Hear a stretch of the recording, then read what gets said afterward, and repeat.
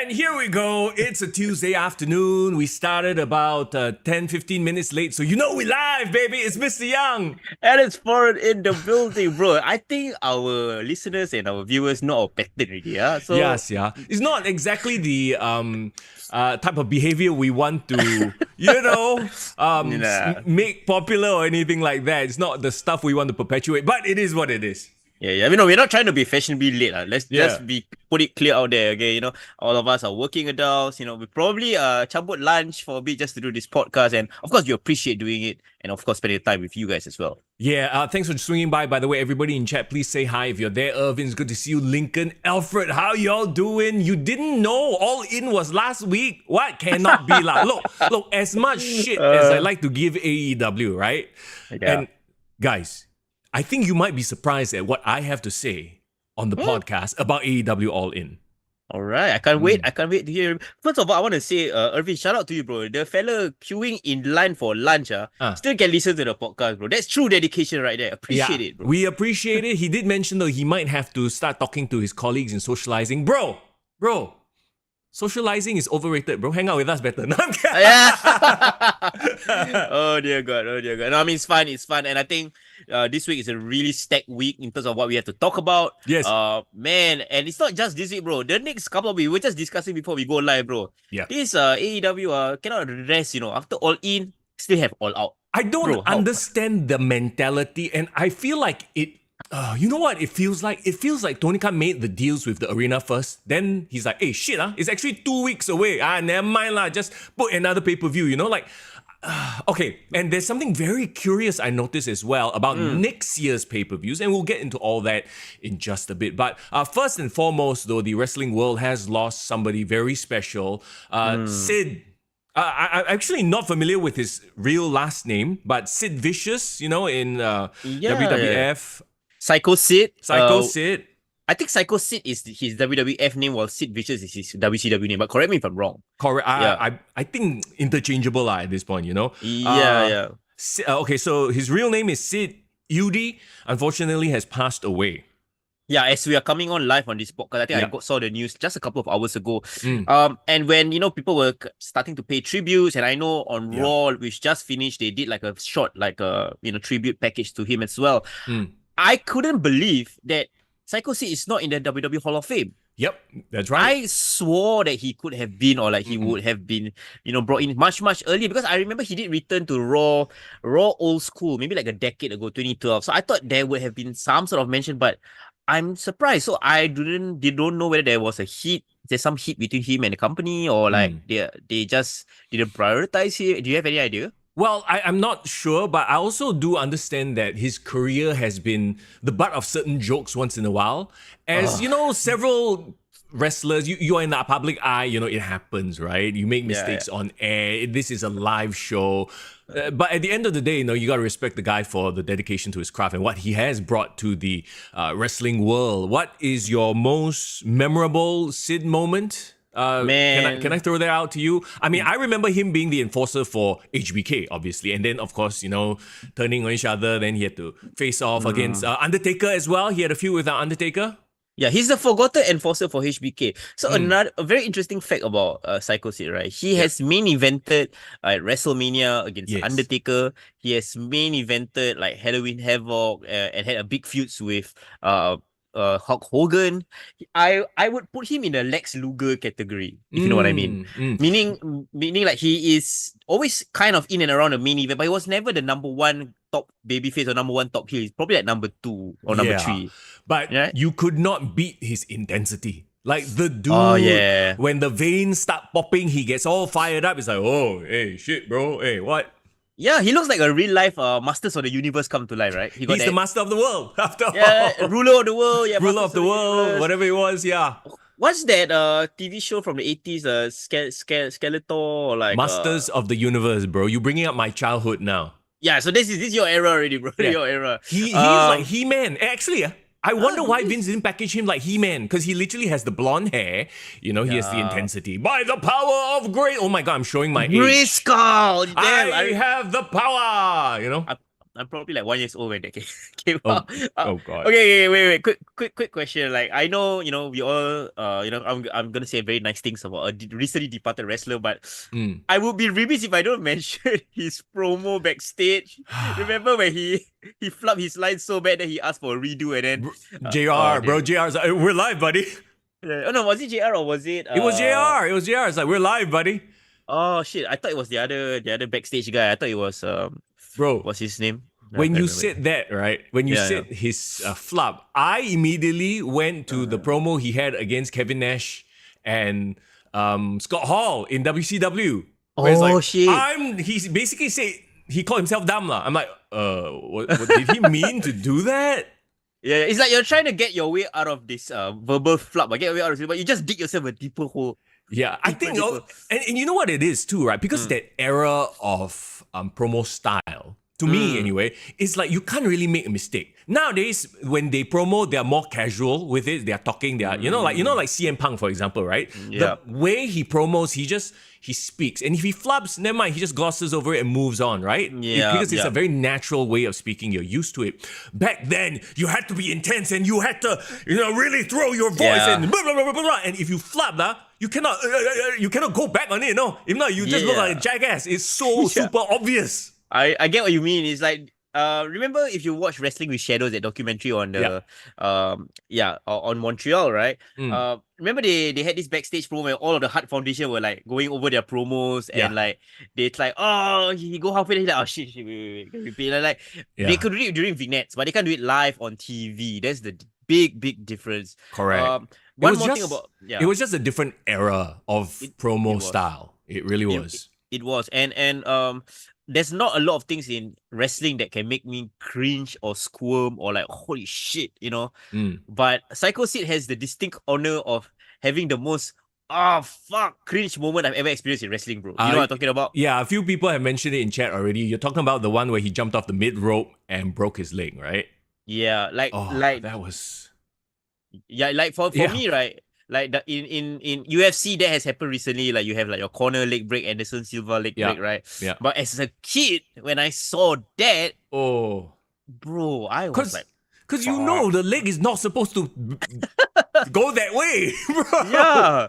Yeah, shit. And then I legitimately, if I had drank or ate too much today, I probably have vomited because that is traumatic stuff, bro, as a kid to see. So I mean, he certainly battled quite a fair bit in his career, and he battled as well in his life because apparently he had been battling cancer for many years. Shit, okay.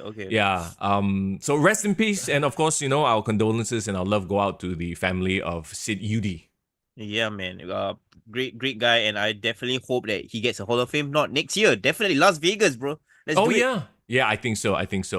I'm reading actually the article. Mothership actually is covering it right now. So kudos to Mothership for that. Who is the wrestling fan? We figured out who the wrestling fan is in SGAG. Now we need to find out who the wrestling fan is in Mothership. Okay, guys, all our listeners, Muhammad, Daniel, all of you guys here on the chat, help us comment bomb that particular thing. That if it's on Instagram, they have a post on it. Just comment bomb. Admin, who is this admin? You. we need to find out and get him or her on the podcast. So who's good to see you as well. So who says my era of wrestlers is going one by one? Oh my God, I don't even want to think about it, bro. Because when I see these guys that I've grown up with, right? Like your Bret Harts, I'm like, they are getting up there in age. I'm like, oh man, Jake the Snake, people like that. Bret Hart goes, right? That would be a big moment, man. Yeah, but once again, we want to, send our condolences out to the family. Psycho Sid. Oh, by the way, just one more quick note. This is so 80s, 90s thing, right? Psycho was not spelled P-S-Y-C-H-O. It was S-Y-C-H-O. Psycho. They purposely spell wrong. They want to help all these like people who don't know how to spell. No. It's like Hardy Boys with a Z. You know what I mean? It's Psycho with an S instead of a P. Yeah. Oh shit! I just have flashbacks of his theme song. It's like very creepy. It's really like ding, yes. Ding, ding, ding, ding, ding.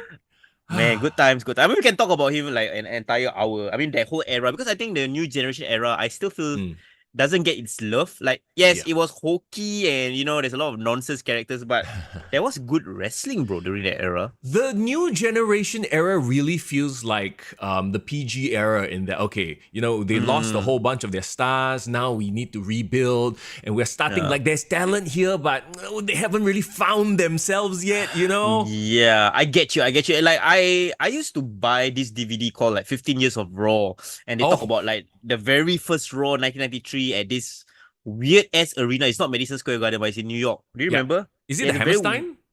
It's not called Hammerstein, but it was a very theater-like setup. Yeah, like opera house setup.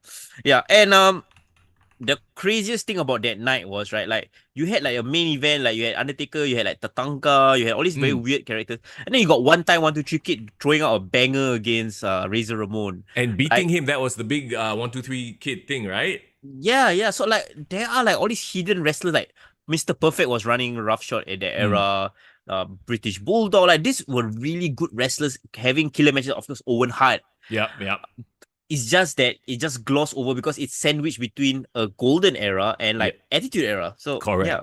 It was the Grand Ballroom at the Manhattan Center, by the way. Manhattan Center, I remember that. Yeah. There you go. In New York, yeah. Yeah, that annoying ambulance. Who would thought that would make a great opening soundtrack for? What the hell? Hey, Scott Steiner's entrance is the siren, okay? Oh yeah. That is a good sample, but bro, right to censor, bro. That one also cannot. I cannot. No, that one purposely one. That was done purposely to irritate people. Yeah, heel hit. That and excuse me is like perfect heel hit. You want to annoy people, just do that. Exactly. But once again, everybody, thanks for joining us. We have quite a bit of content to go through. But before we do that, of course, as always, we're going to give a big fat shout out to our lovely sponsors of the podcast. Our one and only Lemaq. Alamak. Hang on. Yeah, we need to put. I need to redo my salute, bro. I need to redo my salute. Really? Why you need to redo your salute? Hang on. There you go. No, not there. Okay, guys, hold. You know how it is. It's live. You got all these technical errors. Let's go. Shit happens. Are we reaching there? Are we hitting it? I don't know why it's not coming up. Oh, it's okay. I have to buy time, okay, guys. But if it's not there, don't worry. Yeah, there you go. It's Lemaq. Oh man, you know what? It's all good. I have learned my lesson, bro. Learn your lesson, okay? Yeah, because every time we talk about Lemaq, I get super hungry, right? Yeah. Yeah, because it's lunchtime. I'm pretty sure all of you guys listening right now are watching it, are listening over lunch, and you guys are enjoying your food and eating your food. But usually, both of you and me, right? We usually right after our like we just the moment we go for a lunch break, we straight away start to do the podcast, and we never get a chance to eat, bro. Yeah.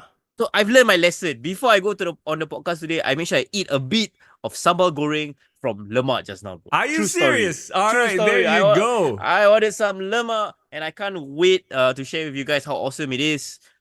Especially if you're in the Bugis area, or if you're in Bedok, they make great, Malay, Indonesian cuisines. I keep talking about the jongkong every single week, bro. I am remiss if I don't mention it again because it's really great dessert, especially if you love gula melaka. Try the jongkong, bro. There you go. So once again, drop them a follow on their Instagram, their social media pages, lemaq.lemaq. If you're listening to this on Spotify, it's lemaq.lemaq. Of course, you can always check out their website, lemaq.com.sg, find out more about their food, the services they provide. Of course, if you want to cater for like a office, gathering, that kind of thing, they do that kind of stuff as well. Yeah. And so who's that, Alfred? Let me clarify. It's Lemaq with a Q. They also like Hardy Boys. It's not Lemaq with a Lemak. It's Lemaq with a Q. That's right. That's right. Also, we'd be remiss not to shout out our other sponsors, Singapore Pro Wrestling, SPW. Let's go. Damn, bro. I know we just a few weeks removed from their awesome show, Hardcore Island 2. But man, they have been great partners for us. You guys, if you all love wrestling, do check out one of Singapore's premier local wrestling promotions. And interestingly enough, they actually did like an open tryouts the week after Hardcore Island. So wait, they are doing it tomorrow, bro. Oh shit! It's tomorrow. Look at it right there. Boom. SPW tryouts. Do you have what it takes? 28th of August, Wednesday at 7:30 p.m. You can, check out the QR code here, or you just go to their Instagram page to find out more details lah. Bro, are you tough enough? That's the question, bro. Oh my gosh. I don't know if I'm tough enough to get slapped and chopped by Andrew. And then Butcherman also chop. And then Aiden Rex might stretch you out. Oh man, I mean, for some Japanese guys, that's they pay good money for that, bro. Okay. to get whacked by their favorite wrestler, that's what I meant. Oh, okay. Yeah. Okay, I mean, yeah. So if you guys are interested in checking out, hey, even if you're curious, like, how does it feel to take a bump? You know, I just want to do it just to kind of like take it off my bucket list. I've done that, so please check out their stuff, their content, and if you want to go for the tryouts, hey, let us know, man. Let us know how it goes. Yeah. And of course, watch out for their anniversary show. That is the next event that they're going to have. And usually their anniversary shows, they go all out, balls to the wall, as it were. So Singapore Pro Wrestling, SG Pro Wrestling, follow them on their social media pages as well. So who said, go SPW, try to do the tsunami? Bro, I've always wanted to jump off the top rope. I've never done that before. That's gonna be fun, bro. You gotta do the crash mats and crash pads first to learn lah. Do it properly. If you want to go and learn properly. Don't try this at home, as the old WWE thing used to say. I gotta ask the $1 million questions, bro. Yeah. The things that nobody asked, but I think everyone has always wondered, bro. If you take a flat bump, right? Like a front bump, right? Front bump, yeah. How do you protect your dick, I don't think anybody ever thought of that question. It's not that nobody want to ask, but you wear certain wrestlers wear a cup in their trunks. You can tell. Okay. Yeah lah. You just flop to your belly lah. I hope your belly big enough to block.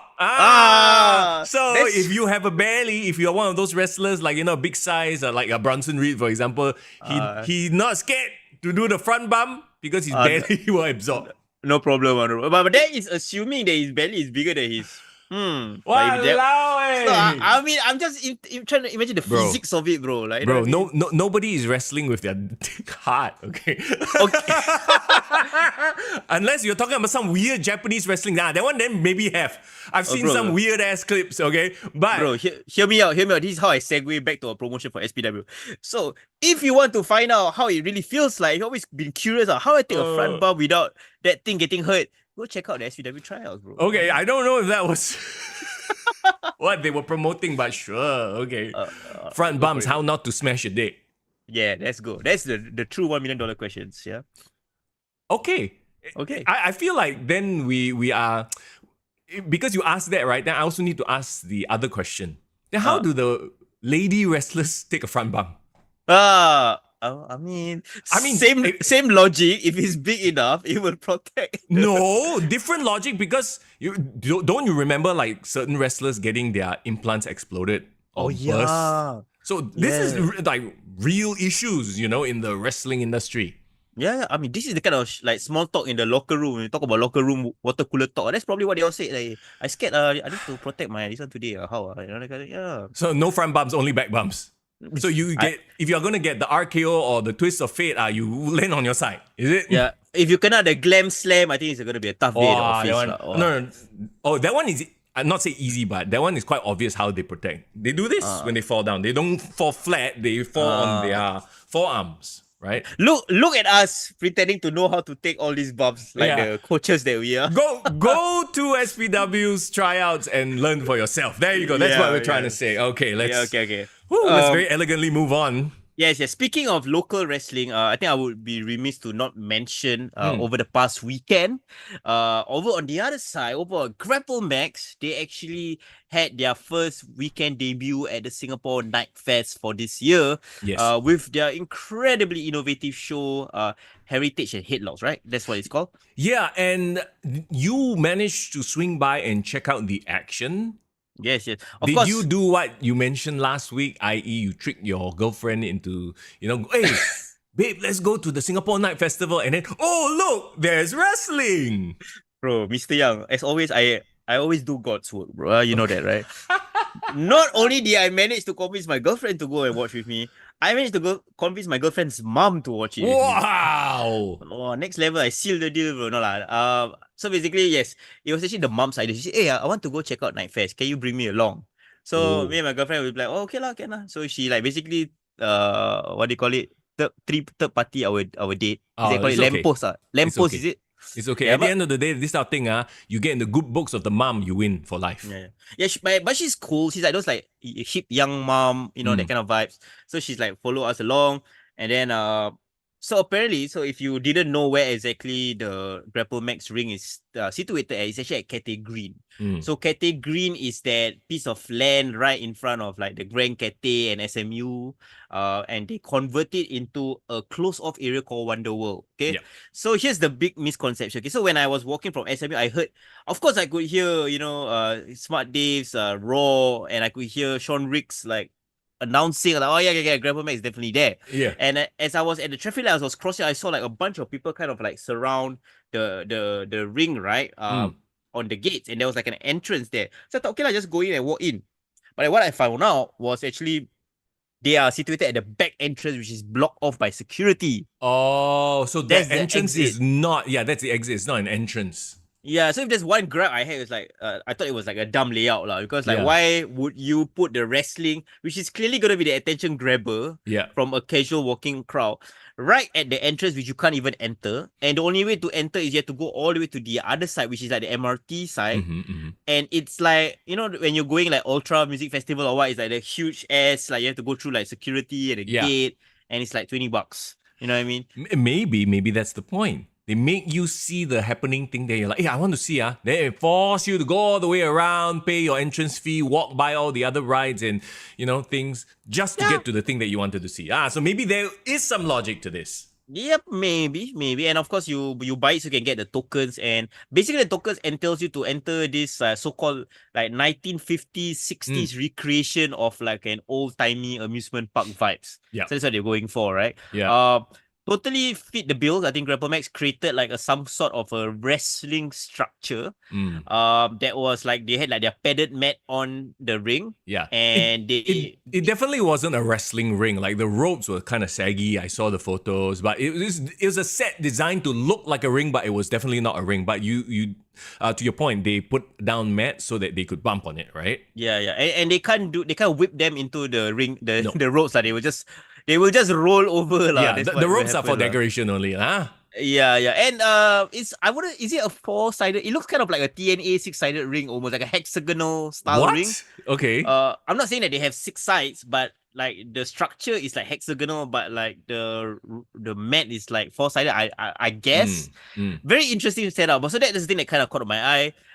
And also of course, there's also that narrative. So that's why we were discussing in the Patreon, right? Like, how do we grade this show? Because if you want to grade it purely for its wrestling match, you can't. Yeah. It's because it's theater. I mean, wrestling is theater, but this is more theater than pro wrestling as we know it. Yeah, so I would say it's 80% a theater show, 20% wrestling. It's still interesting and definitely worth watching, but I don't think we should be including this into the ratings. Do you? Nah, I think it's a disservice to them because like while the wrestling moves are great and all that, but it's really character driven. And we talked about it on last week's podcast with Greg, right? Like it's if you play Mortal Kombat, it's all the cutscenes that leads to the fight. Yeah, exactly, right? So the story or the narrative serves the action rather than the other way around.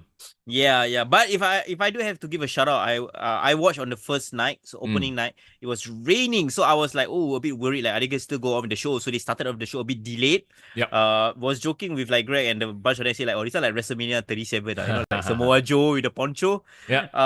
So they started it off, and Dave was a crowd favorite. He had all the kids cheering for him, bro. Was he because there's supposed to be one ape and one younger man. Yeah, so he was the older gentleman.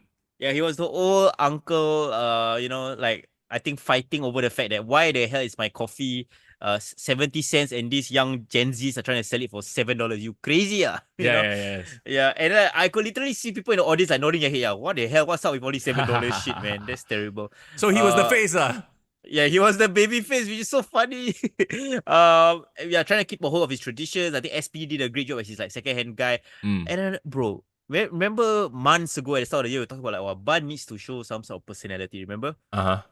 Bro, I take back all my words, bro. He has already achieved the aura. Oh. Plus 100 aura, because you know why? He dressed up in like very 2000s Chris Jericho shiny jacket shirt. Yeah. and somehow halfway through the show, he did a dance break and did a rikishi, bro. He did like a full on 1 minute, 2 minute like dance routine, bro. And I was like, bro, this guy, Bro, hang on. Yeah. Is this his John Cena moment? Is this his transition from ruthless aggression to rapper Thugonomics, Doctor of Thugonomics, John Cena moment? Because it just takes one. It just takes one event, right? Like we all know John Cena's story.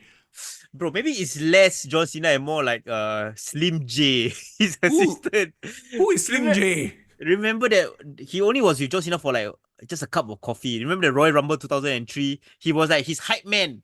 I think he was like the B2. Is it the Bull Buchanan? Yeah, I remember B2, but I don't remember Slim J. Yeah. Oh my god. There was one skinny ass fella that nobody remembers, bro. Yeah, exactly. I'm googling this shit right now. Yeah, just go Slim J and then John Cena or something like that. You probably something might pop up.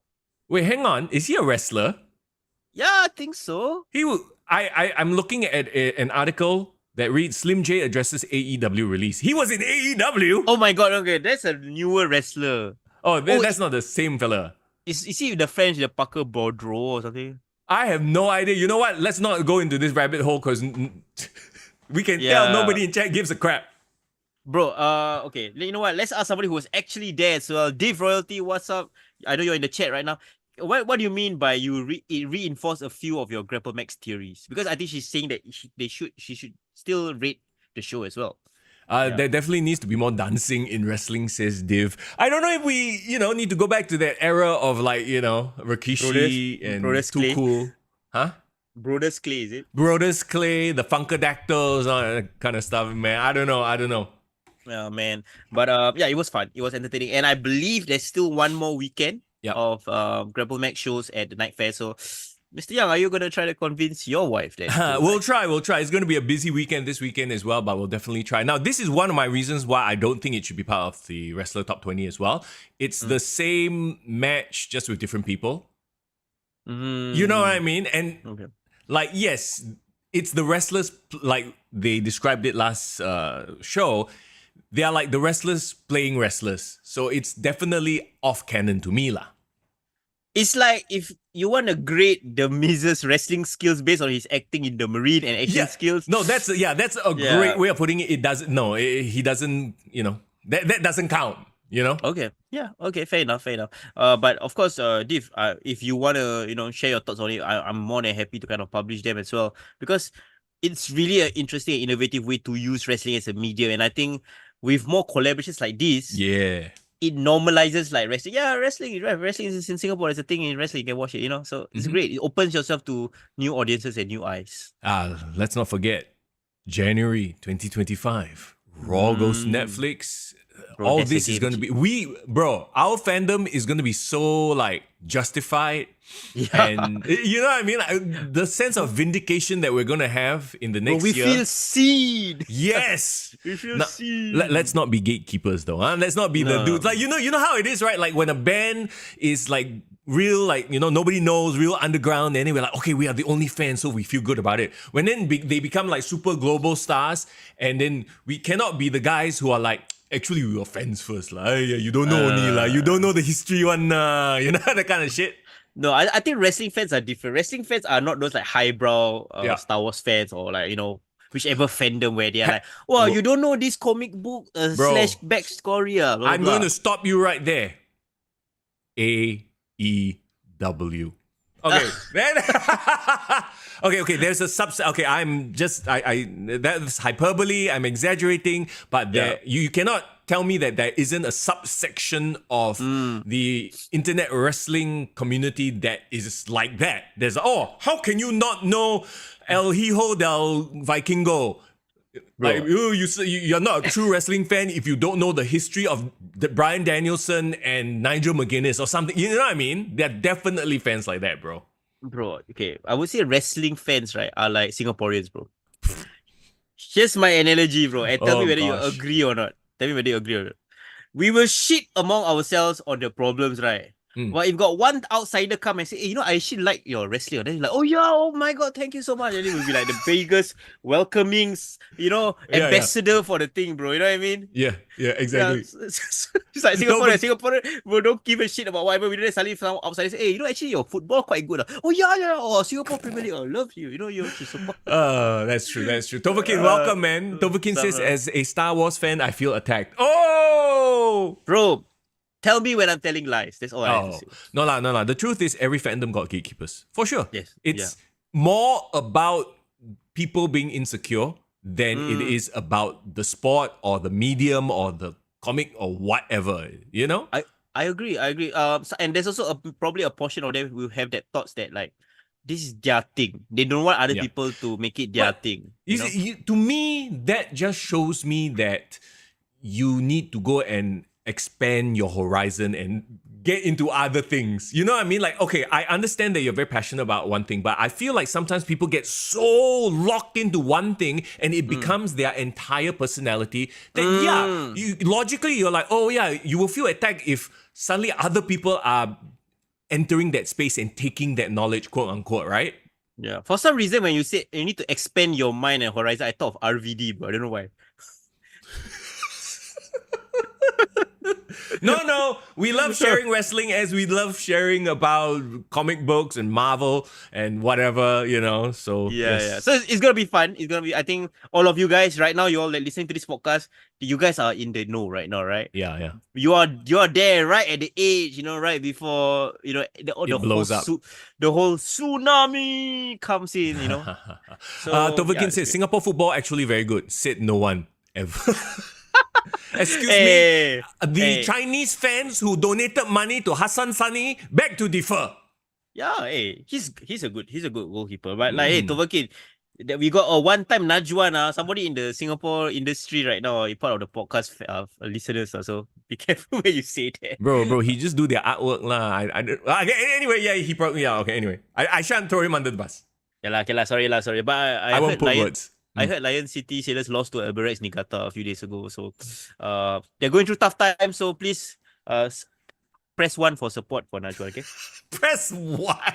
Okay, let's talk about this past weekend. Actually, not even this past weekend. It was like Monday morning. AEW. Like some people didn't even realize it was on.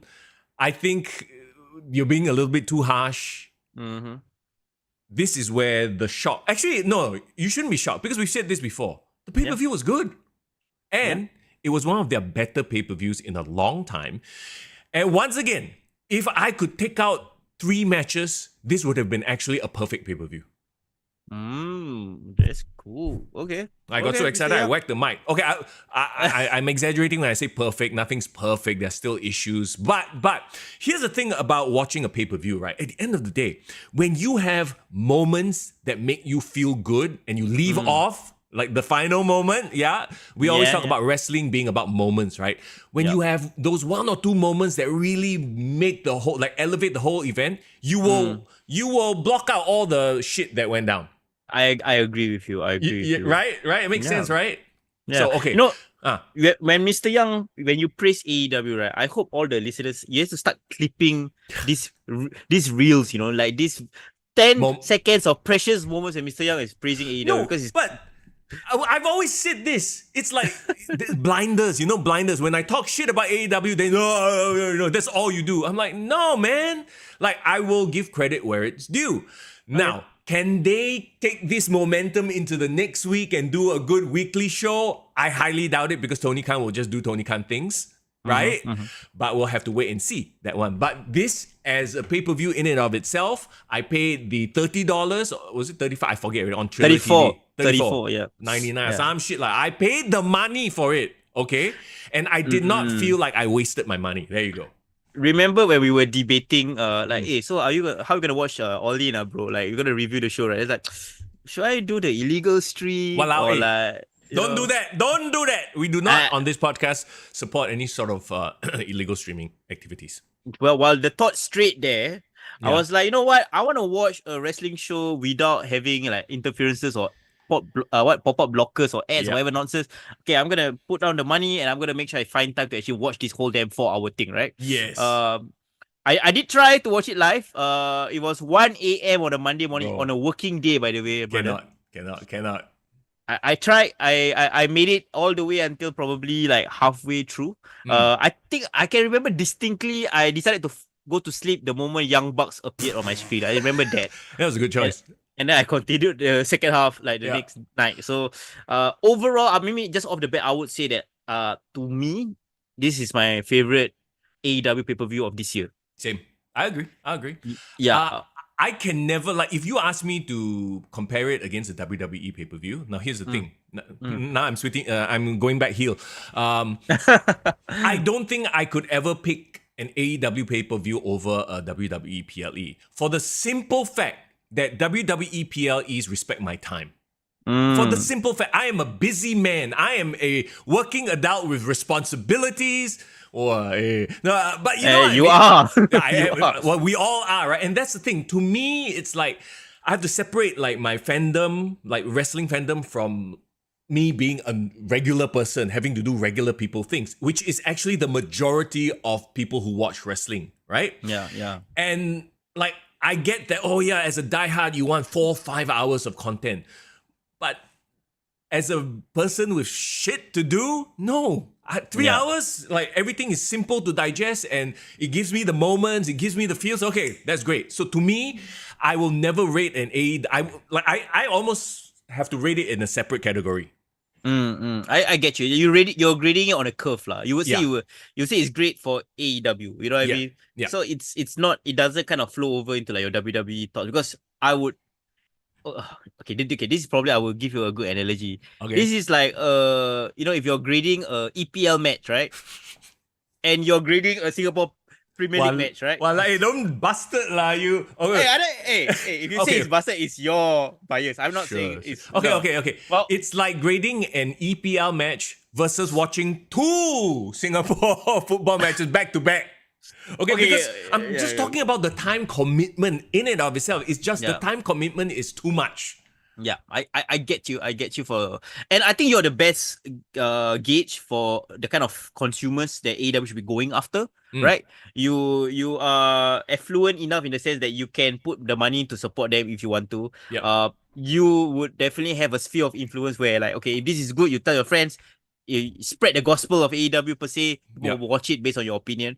So they should be trying your damn hardest to get you on board. Exactly. Tony Khan, sponsor me some money. I'll be ambassador. Sekali, 2 weeks later, I'm singing the praises of Dynamite and Collision. Hey bro, did you watch Rampage? My God. And then that's when you know, you sold out. You sold out. Bro, and then suddenly I look at your pay now. Tony Khan has transferred $5,000. This is a different Tony Khan. It's a different Khan. Bro. That one, the Cayman Islands is calling, bro. Where your money come from?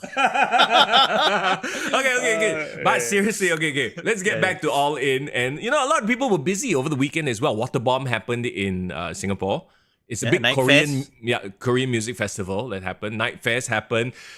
So there were a lot of things getting in the way of watching wrestling, lah. Let's just put it that way. And so I don't blame people who kind of forgot, All In is happening. To be honest, they didn't really do a good job hyping up the show. Unless you are really following the product, and maybe some of the content they used to hype up is more for the UK fans, because I did see they appear on like Let Bible, Sun Sports, like those like British magazines or publications or online stuff. So maybe they really were catering to the people that was going to be there anyway. But in general, even from a social media perspective, I didn't see much buzz about it, which is sad, and they still did a pretty decent gate. Was it 50-something thousand? But it's a step down from last year. Now, this is the big question mark I have into what the heck, because what the heck are they doing? Because they did make announcements, right, about London next year. So when I read that next year London, they're doing Forbidden Door, I was like, okay, so they're switching things up. But did you notice the date?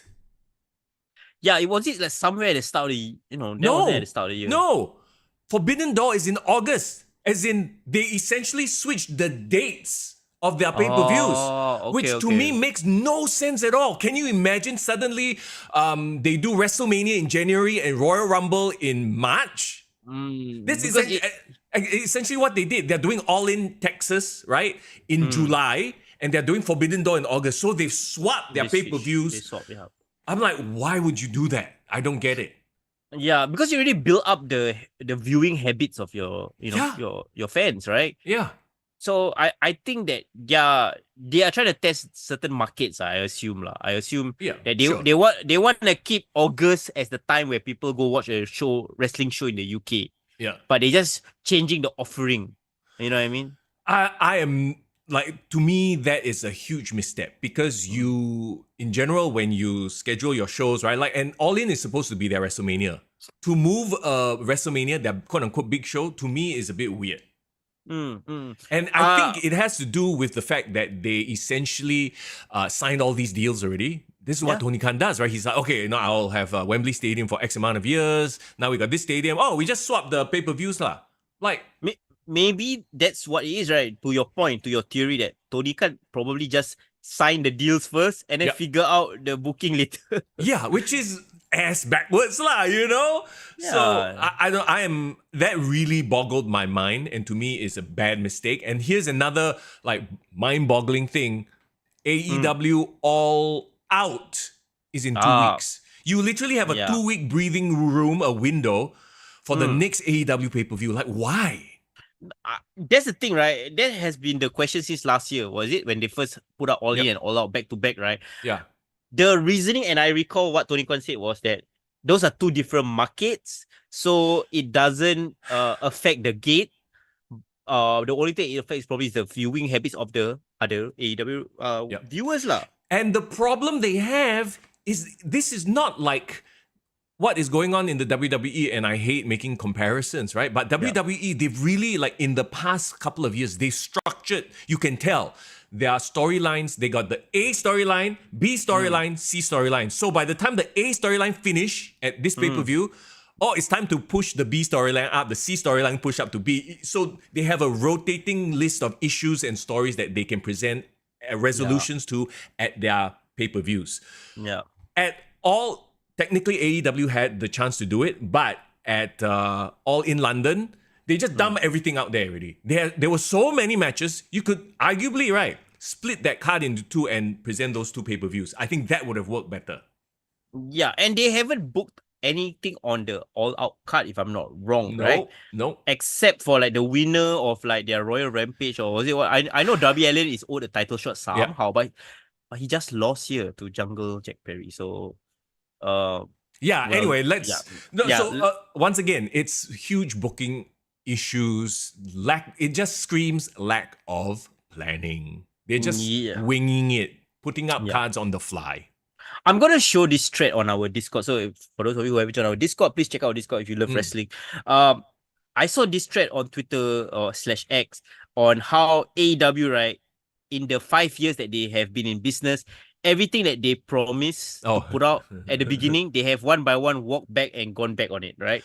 Bro, is it you don't know how to have fun, bro? Is it you don't know how to have fun? Hey, what's this, bro? No, I'm just saying that this is also a reflection of what because remember they said they were always gonna do long-term storytelling, but maybe it's injuries, maybe it's people leaving, maybe it's contracts, and we've talked about all this all the time. Like, it has fucked with Tony Khan, and Tony Khan doesn't probably have the experience on how to navigate through it, like how a Triple H would have, right? Yeah. So no, he, like we speculated many times, he probably had 3 years worth of material, and then after that, no more material. Let the wrestlers do it themselves. Yeah, I think probably like somewhere along the lines where Cody left or CM Punk left, he's like, alamak, fuck lah, all my material, you all figure out. And I'm sure like half the time he's trying to pitch stuff and then people are like, that don't work for me, brother. You know how the wrestlers have so much power there also, quote unquote creative freedom. Yeah. It's an Eric Bischoff situation, like his hands a bit tight. But you know what? Let's not speculate on like the could haves or what ifs or whatnot. We can talk about All Out, in a later episode. All In itself, like, in a vacuum, right? Yeah. You want to go through like everything. Do you watch the pre-show though, bro? No, I did not. There already how many matches? You want to make me watch 3 extra matches with like okay? So the pre-show is basically like your Andre the Giant Battle Royale, where it's like okay, we need to get these guys a payday. Let them have a moment in London. So we ship them all, and they all have like 16-man tag team. I'm looking at it right now. Who the wants to watch a 16-man tag team match? Poor fellas lah. They had Dustin Rhodes on the pre-show, and he's with the Von Erichs. Yeah, it's a 10-man tag team match. Clearly forgettable. I'll read it to you right now. The Von Erichs, Sammy Guevara, Pillar. Don't know why he's now like a toothpick. Shibata and Dustin Rhodes versus the Undisputed Kingdom and the Cage of Agony. That's the name. What happened to the Gates of Agony? They changed the name also. No, it's the Gates of Agony plus Brian Cage. So Cage of Agony. Alay, bodoh. They're just smooshing names together, bro. Anyhow, it's like what? Samoa Joe and Hook. That time was it? Hook Joe? Yeah, I don't know. Some funny combination. Okay, whatever. Or like Hookhausen. Hookhausen. There you go. Thank you. Hook and Danhausen. Willow Nightingale and Tomohiro Ishii versus Statlander and Stokely Hathaway. That was a match.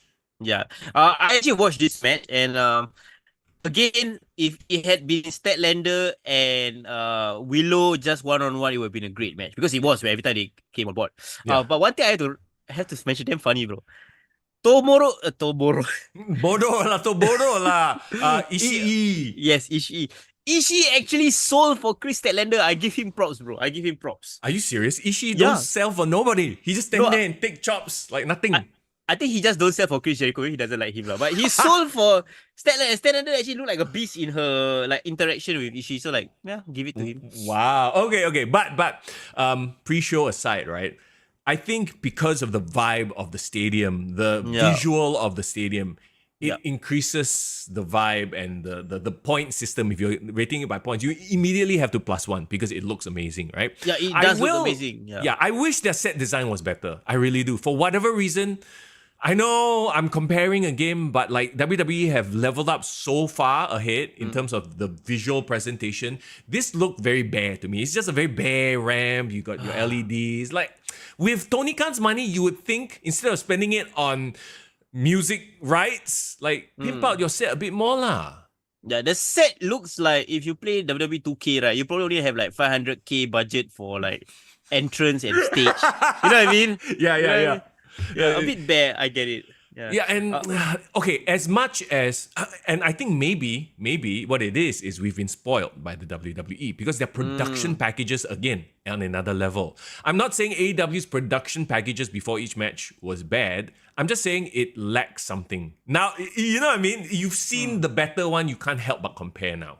Yeah, I get it, and it's okay. Again, we have to grade it on a curve, right? Like, to me, what made it bare wasn't actually like the tent or like the ring or even the stage. The stage, all I still feel like serviceable because we've seen Wrestle Kingdom also have something similar. It looks okay.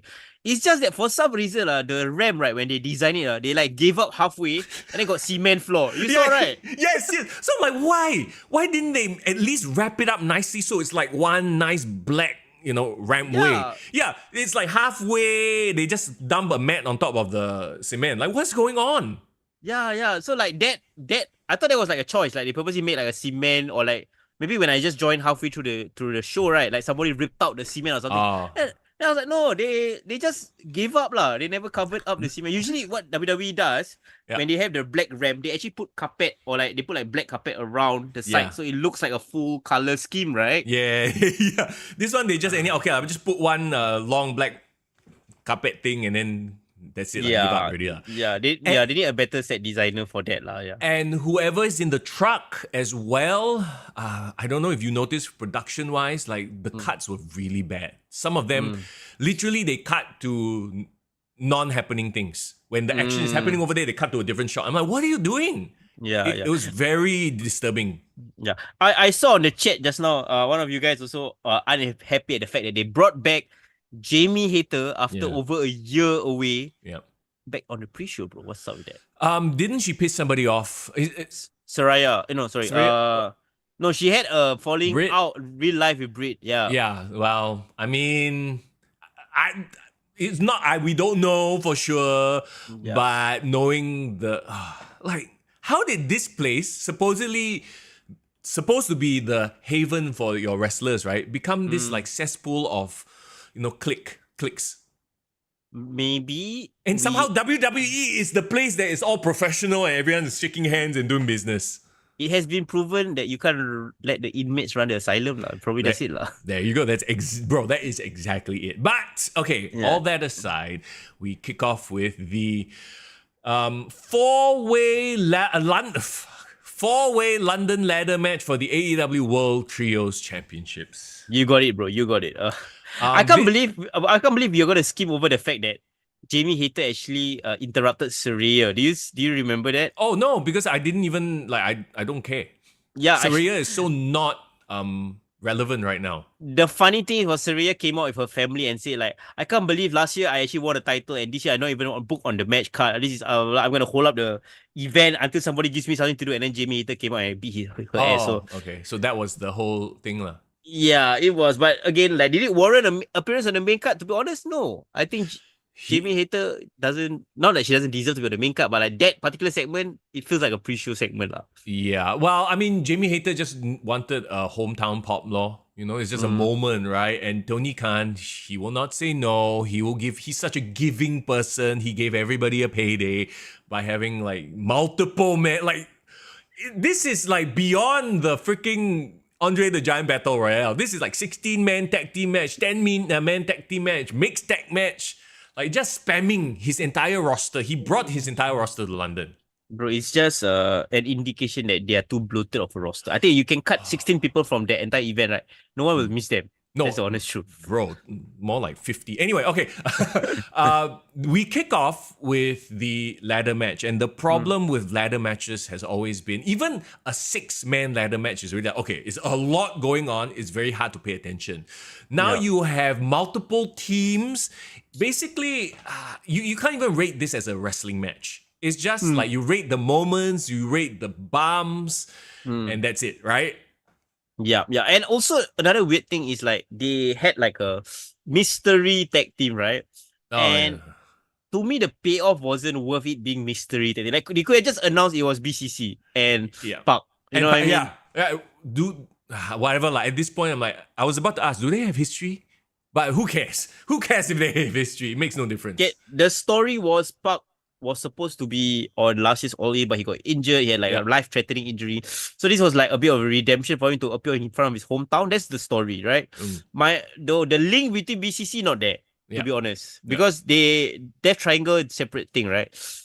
When Park was joining with Wheeler Yuta and Claudio in this match, and I had no contact, I haven't watched AEW for a while, right? I was like, where's John Moxley? Oh, where is John Moxley? Right? Yeah. Can anyone in the chat give us an update? Is he injured? Is he like not available? Or take a break. He needs a break. Or he did the thing that Chris Jericho should be doing. Is like he realized he's stale. He's taking some time away from TV. Right. Fiastis wasn't Park feuding with BCC. Who the knows? I don't know. That's the thing. Fias, give us more content. We need more content as much as you do, bro. And I love that. Okay, so on commentary, Nigel McGuinness was there. And oh my god, he is one of the most entertaining commentators, especially in the Mariah May Tony Storm match. He was going off, bro. Yeah, I loved his get rid of Tony Schiavone. He is beyond useless on commentary. Doesn't add anything to the commentary, to be honest. He makes the dumbest, like, I'm sorry to say this, but he makes boomer comments. Like something amazing happens, the other two commentators react. That was great. Like, what? He just jumps in to say stuff that doesn't add anything to the commentary. He does not need to be there anymore. Yeah, he does bring the commentary down, because I tell you, I feel Tess is very quick-witted, right? Yes, very. Nigel McGuinness is like amazing, like he has personality. I think to be honest, he's actually better than Wade Barrett, my opinion. Oh yeah, I agree. I actually do agree with you. Yes. Yeah. We all know Excalibur's flaws. His need to rattle off a bunch of names and a bunch of moves. But I do like the idea of like a smart wrestling fan or somebody who's very knowledgeable in the moves being part of the commentary. Just not the lead guy. Not the lead guy. It feeds their target audience. Yeah. And I get it. I've kind of gotten used to him. Yeah. Like he will rattle the name of some blah blah blah blah, and it will just like whatever lah. I just take it as verbal diarrhea sometimes, right? Yeah. Okay, But like Nigel, when you watch UFC, right? You know that I don't know which commentator, but the one that always does all the analysis and like knows all the moves. Like he can be dead because when I was watching, I know we are jumping the gun a bit. When I was watching the main event, and he said like, "Oh, Bryan Danielson got Swerve Strickland in the S grip." Yeah. And I was like, "That's really cool and technical. I like the fact that he used the S grip." I remember Taz saying that. Was it Taz? It was Taz, bro. Okay. No, that's the thing. Taz is a really good color guy, but also really good at the technical stuff because you know he's the suplex guy, right? The human suplex machine. You know who I compare him with a little bit? Joe Rogan. If you've ever listened to Joe Rogan on commentary, he's very knowledgeable, but he's also funny as hell. Yeah. So he's actually got the best of both worlds. So a combination of Nigel. Nigel is the guy that he will describe the emotion of what is going on. What's in this character's head, what's in that character's head. He fills in the motivations. He doesn't need to talk about the triple jalapeno off the top rope into a double, quadruple somersault jalapeno, whatever. God. You know what I mean? Which is what Excalibur does. Excalibur can just rattle off a bunch of shit, but ultimately it doesn't bring emotion to the matches. So you're saying the MVP announced table for AEW should be Nigel and Taz only. But you need a lead guy. You need a lead guy though. You do need a lead guy. And unfortunately, that's probably gonna have to be Excalibur. And we can't escape lah.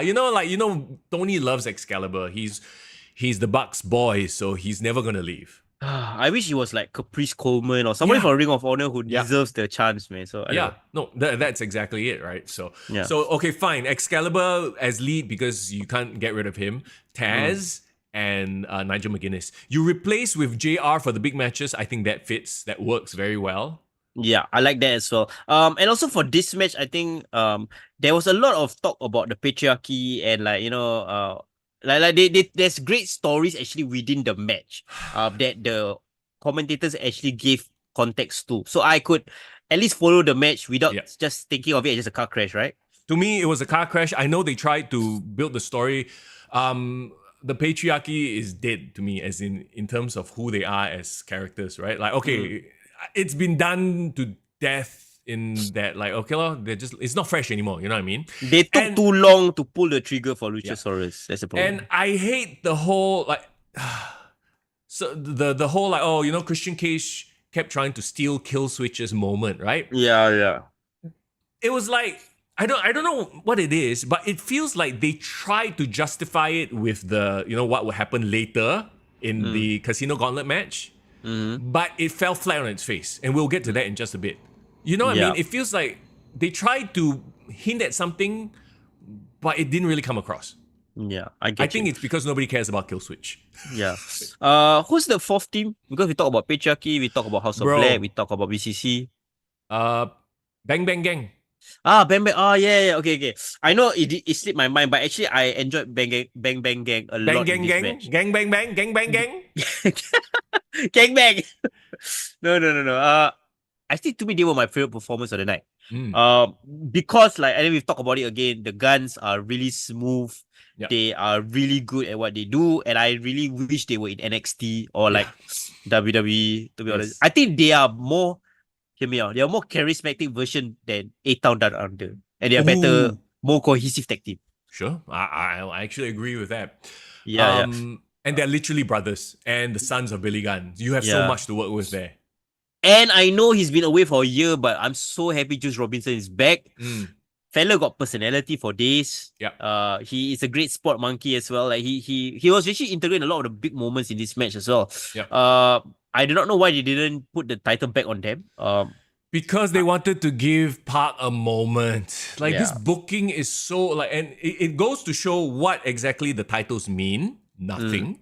And how Tony Khan books. Look, you want to give people moments who have been there for you. I get it, but at the expense of your quote unquote storytelling, even though I wanted Bang Bang Gang to be the one that won, right? Honestly, if you wanted to really bring up the prestige of the title and also solidify a trio as the main trio of AEW that everyone should the division around, it should be House of Black, right? Bro, it's so obvious they don't give a fuck about House of Black. It's so obvious. Yeah, which is stupid because there you actually have stars like it. I know they have been devalued to shit, right? But bro, presentation wise, the look wise, if WWE was booking House of Black, right, they would be like the Judgment Day or Bloodline level, in my opinion. Yeah, they would be running roughshod. Now, what? The fact that they were even in the match, I didn't realize until like halfway through. I'm like, oh shit, there's Malachi. And like Malachi, honestly, wasn't. I think he know like, fuck, I'm not going to put my body on the line for this bullshit. So he just like was here, a bit there. Mostly Didn't do crazy stuff. Yeah, I only saw Brody King most of the time. Yeah. And actually, I love their triple tag team finisher. You know which one I'm talking about? No, I don't know. What is it? They actually have a whole ass division, but they can't get it over. Yeah, they can build like you literally their two main trios, Bang Bang Gang and House of Black, could literally be the pillars, and they can do like crazy series of matches or like a proper rivalry. But they don't want to. Instead, you give the championship to a makeshift team. Because you want to be a nice guy. Well, there you go. Okay, this is one of the matches. As good as, like, I mean, once again, I wouldn't consider this good. It was just a car crash of stuff, right? Could have been left off the card and I would have been fine. I think it would have helped. Yeah. Honestly, it's highlight. And because this is one of those matches that had everything. They had ladders, they had table, they had this thing, that thing. And we've talked about it, more is less, right? Like, as we will get to in just a bit, like multiple people bled, multiple people had like gimmicks. It just made everything too much. Yeah, it's a car crash, but sometimes you can book a car crash really, really well.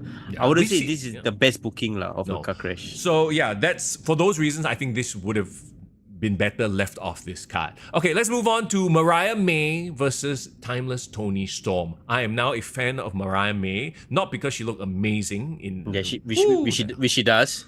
Oh my god! But I think Timeless Toni Storm, credit to her, she made this entire feud work. And she made Mariah May. This is one clear moment, right, in AEW where you have one veteran that literally has made a newcomer and not lost heat in the process.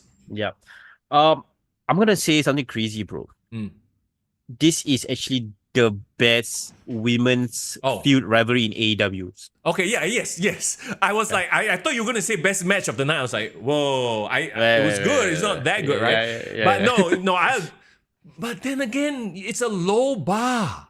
Yeah, it's a low bar, but at least now we have a standard to adhere to, you know? Yeah, sure, okay, yeah. Like, she slapped her mother, which was like, wow, really getting the heel hits, What the fuck, slap your own mother? Okay, that's crazy. Like, the thing that I like about this match was like, okay, I know there was a period of time where we felt like the Toni Storm character was overly done, like it was just getting stale, it was losing steam and all that, but if the entire purpose of doing Toni Storm's character for so long was so that she can eventually bring in this newcomer and build up Mariah May to give a payoff of her turning on her and then becoming a star, like, then that's a job well done because they actually achieved their goal, right? Yes. And now you have this thing where you can have Toni Storm go away for a while, maybe repackage a bit, you know, because she suffered a horrible loss, you know. And she's another one of those wrestlers, like, even after the loss, you know, she maintained her gimmick all the way up the ramp. She was doing I was like, okay, like, you gotta give her props for that, you know? Most people, they be like, okay, fuck, I just walk back already, seen already. And no, she kept the whole gimmick all the way through. Bro, girl went all in in her character. That's what I gotta say. Yeah, she did. She did. So my favorite moment was actually when she was she lost already, right? She's still doing the waving on the floor. I think this match, as with a lot of matches, might have gone on a little bit long. I think it would have been better served minus 5 minutes. It was 15 minutes. You take away 5 minutes, I think you could have told the story better. Because I don't think Mariah May is on Tony's level, or I don't think as a performer. As a performer, yes, as a wrestler. Okay. Like in general, I feel like WWE women wrestlers are better trained. I see. So because Mariah May came from Japan, right? Yeah. So I think that this could have been a shorter match and it would have done the same. But don't take anything away. I think they did exactly what they wanted to do, and they created a star in Mariah May here. Yeah, I think one thing about Mariah May that makes her feel like a star, it's not just like her overall look and package, like because she can be like Tiffany Stratton, probably has the same thing, right? Yeah. But what sets her apart from a Tiffany Stratton at this point in time, or maybe because this is maybe a kudos to AEW. AEW allows the women to push the violence on each other, right? Yeah. The blood. Are we gonna get to the blood? Yeah, was it necessary? I would not say it was necessary, but for the story and to the point of why I said like Mariah May actually really showcased a vicious side to her character in this feud. Whether it was the initial turn where he bloodied the shit out of her, or like just her being this crazy character that can deliver violence on Toni Storm, her own mother if need be. Like that's the thing that elevated her to make me feel like okay, now she's gonna be a threat in this division, right? Yeah. I wouldn't say it's necessary only because I feel like Toni Storm could achieve the same thing just purely based on that emotion at the end of the match. Remember when she had the heel and she could have used it to attack, but because she like and the commentary did a great job here, kudos to them. They say like he loves her too much. She was her, someone that she mentored, someone that she cared about. She just couldn't bring herself to do it, and that cost her the match. Yep. Yeah. So I thought that was great, lah. Yeah. So I didn't think the blood was necessary. Once again, if you're gonna have one match have blood, make it the main event. Make it the match that matters. That it's literally a blood feud. Maybe not even the main event, but make it the blood feud. And I don't know if this was the blood feud, but it could have just as well been told without the blood, I thought. Yeah, and I think looking ahead, I feel like the whole division right now with Mariah, it's like a newcomer, right? They're just making her, right? So it's gonna be interesting to see whether she can continue that level.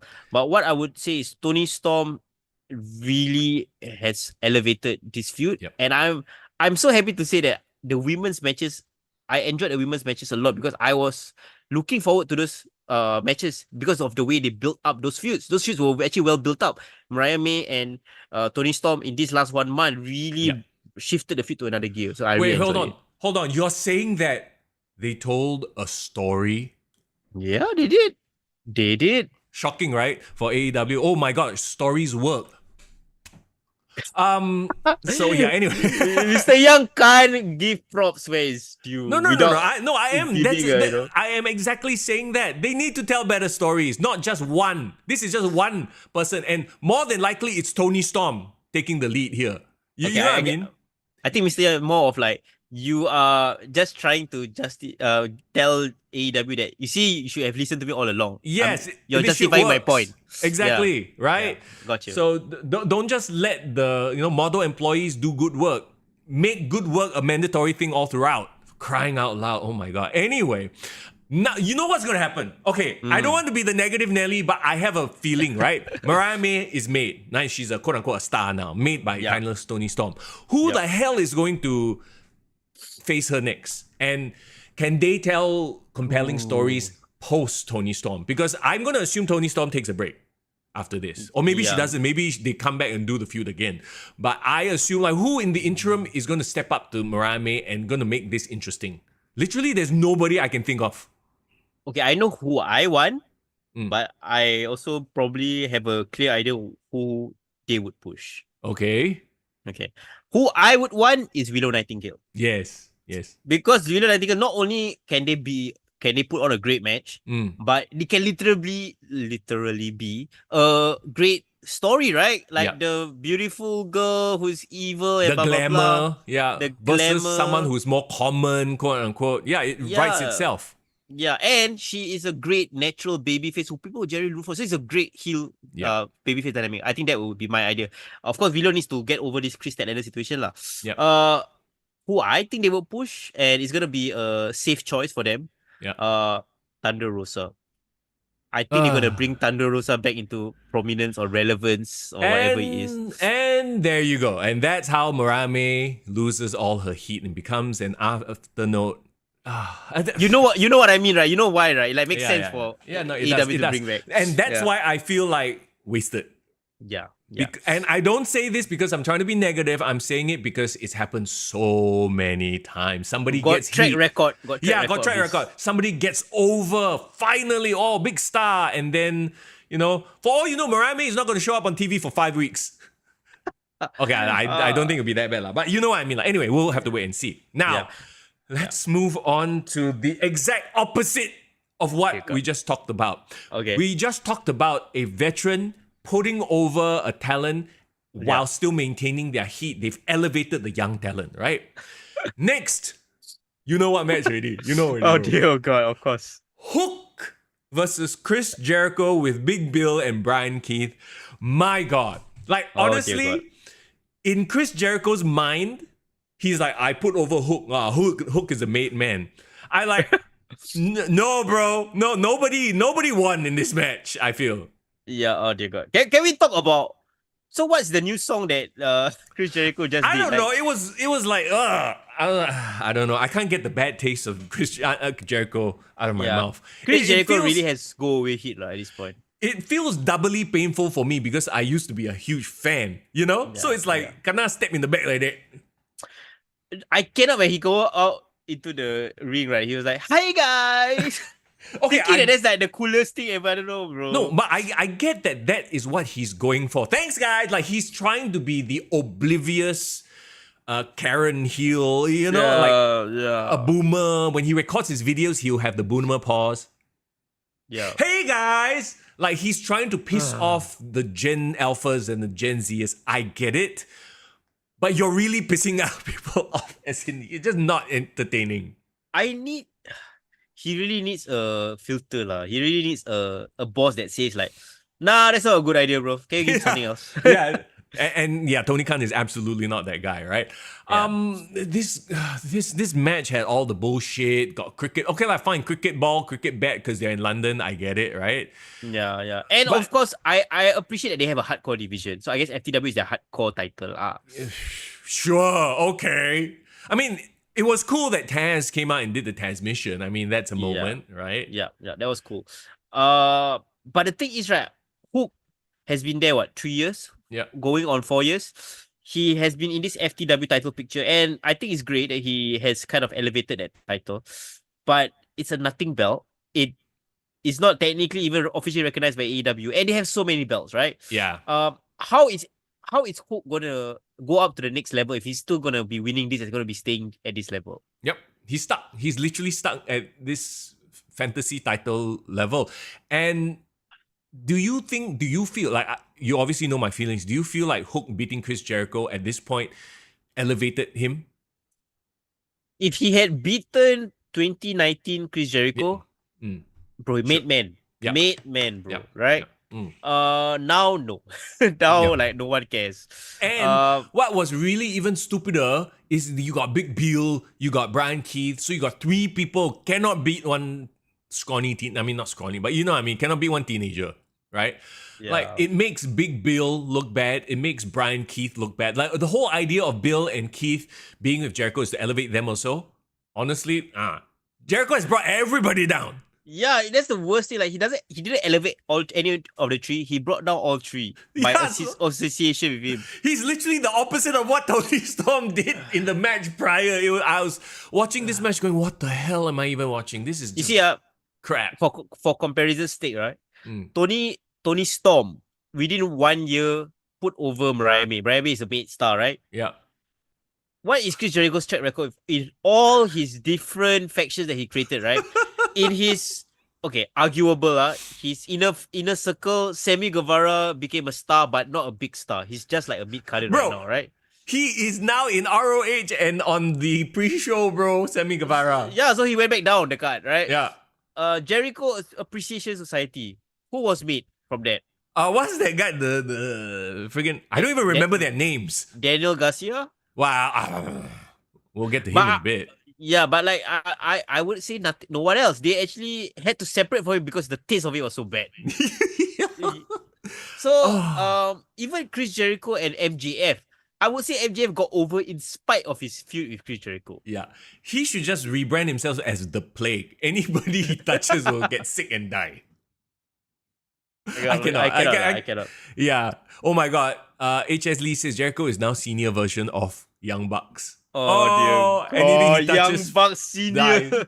Bro, this hurts me doubly because I'm a fan of Chris Jericho, okay? HS Lee said Mr. Young is a better character than Jericho. Okay, no, let's not go that far. Let's not go that far. I appreciate that, but no. Okay, before we move on from Chris Jericho, brother actually gave an interview. I do not know whether you saw this interview, where the interview actually posed the question: do you feel that you need a break right now from your character? We've been hearing fans saying that, tell you to go away, blah blah blah. You know what he said? You know how he responded? No, I'm pretty sure he said no, I will stay forever or something like that. Yeah, he said like, why should I listen to the fans? He literally said that. He said, why should I listen to some guy in the crowd telling me to go away? Like he said, then he gave the comparison, like, Keith Richards or what from Rolling Stones, like he's like 80 years old and 90 years old. He's still performing, he's doing it because he likes it and he's doing well, a great job. I still can perform. I enjoy what I do. I like my company. I like my boss. I gotta do it as long as I want to, right? So like, no, I'm not gonna listen to somebody telling me I can't do it. But kudos to him for getting his bag and doing his thing. Look, no hate. It's just that he's become exactly the thing he used to rail against. That's the biggest irony of it all. That's the irony. Yeah, because he stopped becoming self-aware. That's the problem. Yeah. He used to be very good. I remember he always take breaks when he knew his character was getting stale. Yeah, right? He would disappear for like 2 years and then come back, or new version, cut his hair, whatever. But that made him great. That made him the king of reinvention. Yeah. And he always told himself that he wants to be like David Bowie. He wants to be somebody who can reinvent himself at all times. Bro, he reinvented what? He went from Painmaker to the Ocho to the JS to the Learning Tree. Like he keeps I would liken it to his like Adam Sandler now. Like there was a period where Adam Sandler was making very interesting choices. Like even the Uncut Gems was a great movie, right? Yeah.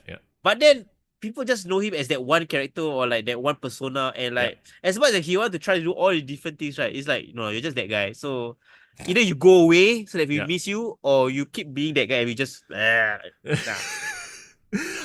But yeah, that aside, let's move on. I have nothing good to say about this. So again, another match would have served the pay-per-view well not being on this match. I'm so sorry at all.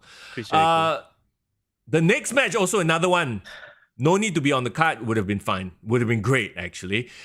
The Young Bucks defeated FTR and the Acclaim.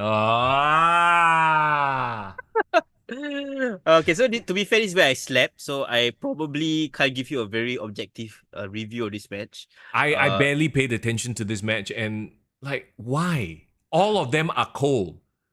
Did you listen to the reaction? Okay, no, I'm just kidding. There's no reaction for any of the streams. Yeah, no, that's the thing. Like, except for maybe what's his dude's Max Caster's rapping, right? Like after that, everyone was just dead. It was flat. Tags were cold. I would even dare say Max Caster's rapping is like diminishing returns at this point. Yep. Like we don't really want him to even rap anymore. It's like there's nothing interesting he brings to the table. If anything, this match is a clear, like, it literally is the problem with the tag team division. Young Bucks holding it up for other teams that had their moment, but the moment has passed. FTR, bro. Yep. FTR is supposed to be the biggest tag team in AEW, like one of the biggest tag teams, and they lost all their momentum when CM Punk left, bro. Yeah, because they were CM Punk guys. And I mean, you don't know what goes on backstage, but it's quite clear, right? That they are not favored in the least. And then you have the Acclaim, who are AEW originals. For whatever reason, I feel like they must have rubbed the Young Bucks the wrong way as well, because for whatever reason, they can't get a break either. Oh, but I also... now might be the time we need to start blaming FTR as well. Like, well, the FTR like complicit, like they will just go along with it, right? No, I think they've reached that point where they're like, okay, you know what, we just go along with it. Because they go along with this bullshit. They are not like the CM Punks who will just stand up and say, fuck you and leave, because maybe they need to feed their families. So I respect and understand that. They are soldiers, they are employees, so they just do what they're told, right? Yeah. But I think FTR is losing their... everything that make them interesting and special, because like they are clearly in a place that are not being appreciated. Let's be honest, right? Don't stay there if you're not being appreciated, bro. Like, yeah, they resign, right? Yeah, they did. They did. And they resigned even after CM Punk left. I remember when they came out, there was a pot. And the pot lasted for like 2 seconds and then flat. It's like, yay. Oh, okay. Yeah. I'm like, oh my God. I felt so bad. And once again, the Young Bucks, nobody gives a crap. Like, they are so cold, ice cold right now. And then they won. And obviously, so, okay. Now, the question is, did they bring the grizzled young veterans here to actually be contenders and start a feud? Or is it because London? Yeah. But the thing is, this is actually a good development for me. Like you watch Grizzled Young Veterans in NXT, right? Yeah. I know you like them. I mean, I think they're okay, but I guess they would fit in this style of this promotion. And I'm curious in how they will work because they seem to be heels, even though they were debuting here, right? Yeah. The crowd was like they acted like heels and they're going after FTR. They didn't go after the Young Bucks.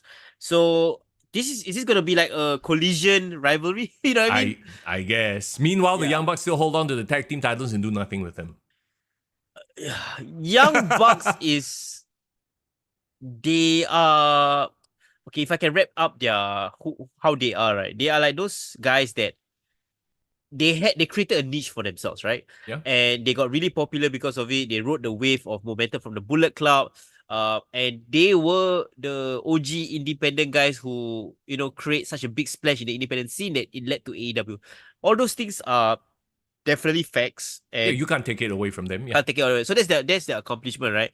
But it's more of like, what have you done for me lately? You know what I mean? It's less about what have you been doing. What have you done for me lately? Like, and you can say like Ronaldo is the best in the world, right? But he's not playing for freaking like Manchester or like Real Madrid anymore, right? Yeah. But whatever he's done is based on his legacy, not what he's doing right now. I feel like we've said this from day one about it. Well, I've definitely said this about them from day one, right? With the Young Bucks, they are so athletic. They make crazy moves look smooth. You got to give them that. They're acrobatic as hell, but they can't tell a story, or they don't want to tell stories. They're too lazy to tell a story, or whatever it is. Because we've watched that match before. They could tell a story. So it's not like, or maybe, Kenny Omega was, leading them in that match, right? But the Young Bucks that we've seen, they refuse to tell stories. They are not self-aware. They think that the shit they do is cool, but actually is lame as fuck, right? Every time they try to do comedy, it's lame. And like, okay, this is what we said right from the start. They literally got over because they were doing cool moves on the indies. And in that model, it works because you are only seeing an indie show once a month, once every 3 months. So it's fresh, it's wow. It's like, I mean, in the Singapore context, right? Like when we go to an SPW show, it's once every few months. But this is episodic television. And right from the bat, every week they were doing all the crazy flip-ass Meltzer drivers, this shit, that shit. So it got old super fast. And you have 20 other people doing the same thing on your show as well. So you're not unique. That's why they are so bland. And they have no character to speak of. They never work on their character. They just do whatever, flippy shit lah, basically. Yeah. I wouldn't say they can't tell a story or it's like from a lack of trying. I just think they can't act. They can't emote. They can't do all the things that you would be required to deliver the story compellingly. Yeah. You get? Yeah. And here's the thing. Here's the other. I know, right? Here's the other thing. I think ultimately self-awareness is the biggest issue as well. Because if they knew all this, if they like leaned into the criticism, they would freaking lose the titles to somebody who, a team like a deserving team like an FTR. They would have pulled the trigger, but they never did. So yeah. So the learning lesson here, boys and girls, is that sometimes you need to be self-aware. Every day I practice self-awareness, bro. Every day, if it's not me, my girlfriend will definitely make me self-aware, of my issues. You know what I mean? See, they don't have that person in their life because the person funding them is letting them do, oh yeah, you're good, very good. You're like Tony Khan. That's Tony Khan. They had a CM Punk in their life, but they can't accept. Yeah, no, that's exactly it. So that's why there are all the clashes. This match was what it was. I tried to watch it. It was just a bunch of stuff happening. It was spots. So far, we could have dropped this match FTR, Jericho. Yeah. Maybe can keep the House of Black, the ladder match, lah, but just as a sport fest, just a Sure. Okay, you know 5-minute what? sports fest. I will keep the 4-way London ladder match. I will keep that one and get rid of the next match. So the next match, Oh dear, okay. the Casino Gauntlet match, which as a concept, I still hate. I think this is a dumb concept for a match. And also, why are you putting a Rumble style match in the middle of your big main? It's like having a Royal Rumble at WrestleMania. You know what I mean? It's a bad case of using a stipulation that's not needed, I think. Yeah. Just to give somebody a title shot. As this is literally a plot device for... you know what this is? This is a MacGuffin. I wanted to say yo back to Tyler Helton. Just join us on the chat. Welcome to the chat. What's up? New name. Always appreciate new names on the chat. Yeah, sorry, you were saying? Yeah. As a concept, this match just doesn't make sense because you have a bunch of people waiting in the back in a match that they could never enter and lose. You know what I mean? Yeah. Okay, and I know the commentators try to describe it and try to talk around it, but it still sounds stupid. They try to build it as like, oh, it's good. This is gonna be star-studded. There's gonna be a lot of mysteries, blah blah blah. And let's be fair, they delivered to a certain extent. Yeah, Nigel McGuinness coming out, who looking like Dominic Dijak. Yes, yeah. I didn't know he was that big. I thought he was a smaller size guy. I don't know why when I saw him with his haircut and his face, I'm like, is that Dijak? No, wait, no, it's Nigel. Yeah, Nigel looks great, and I'm happy he's back in the ring because he has a long history of concussions and he retired early, blah blah blah. I thought it was because of hepatitis. Oh yeah, there was that as well. Yeah. But you know what's my biggest memories of him? What? He's in the ring with Ric Flair and Jay Lethal for that amazing woo-off. Remember that? Yeah. He was that one guy who like everyone didn't give a shit about his 5 seconds on the promo mic because he was like in between the three of them. But yeah, that was my memory of him. But anyway, it was great to see him. I would love for him to do a one-off. A Bryan Danielson match, ROH history. Okay, my question is, what do you remember from this match? Only one guy, yeah. Yeah, other than the debut and the finish, was there anything else that anybody remembered from this? Okay, the way they laid it out and the people that they had on the match, at least they were decent choices. Like, I like, of course, Mark Briscoe. Yeah. Like all these guys that I know are deserving on a spot on this kind of card. But to your point, there's no story in this match other than all they have an opportunity for the title. Yeah, exactly. And they tried to tell one story. Okay, before we get to that, you had Ricochet. The big R shows up and everyone been talking about it. A lot of people say, oh my God, they buried him by having him appear in some like random Casino Gauntlet match. What do you think of it? Ricochet, I think it was time for him to leave WWE, right? I felt like he kind of realized that Triple H saw him as this one guy, and this is gonna be his ceiling. The WWE Speed Champion, that's gonna be his ceiling, right? Yeah. And I always respect people who take a chance on like, you know what? I think I deserve a bigger spot. I want to go to another company that probably will highlight my talents, and maybe I can actually go up the card and become a champion. Like how Jeff Jarrett left WWE, went to WWE, became world title champion, right? Yeah. That being said, nothing about his presentation was memorable. His music was forgettable. There was no like spotlight in how he entered. When he entered the ring, yes, he was badass. He did all his stuff. I think he put out a few more things from his arsenal that he hasn't shown in a while. Yeah. Like all those things were great. But did he win the match?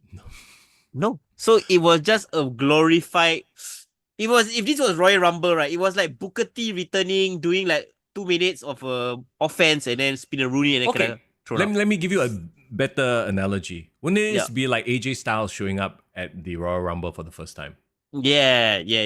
That could be good as well. So, but if you're using that analogy, that's also with the expectation that okay, he's in this spot, but later he's gonna be built up to the star that he deserves to be. Remains to be seen. Yeah. Once again, like I didn't mind so much that he showed up in a random battle royale and didn't win it because, by the structure of this ridiculous match, all you needed was just one pinfall, right?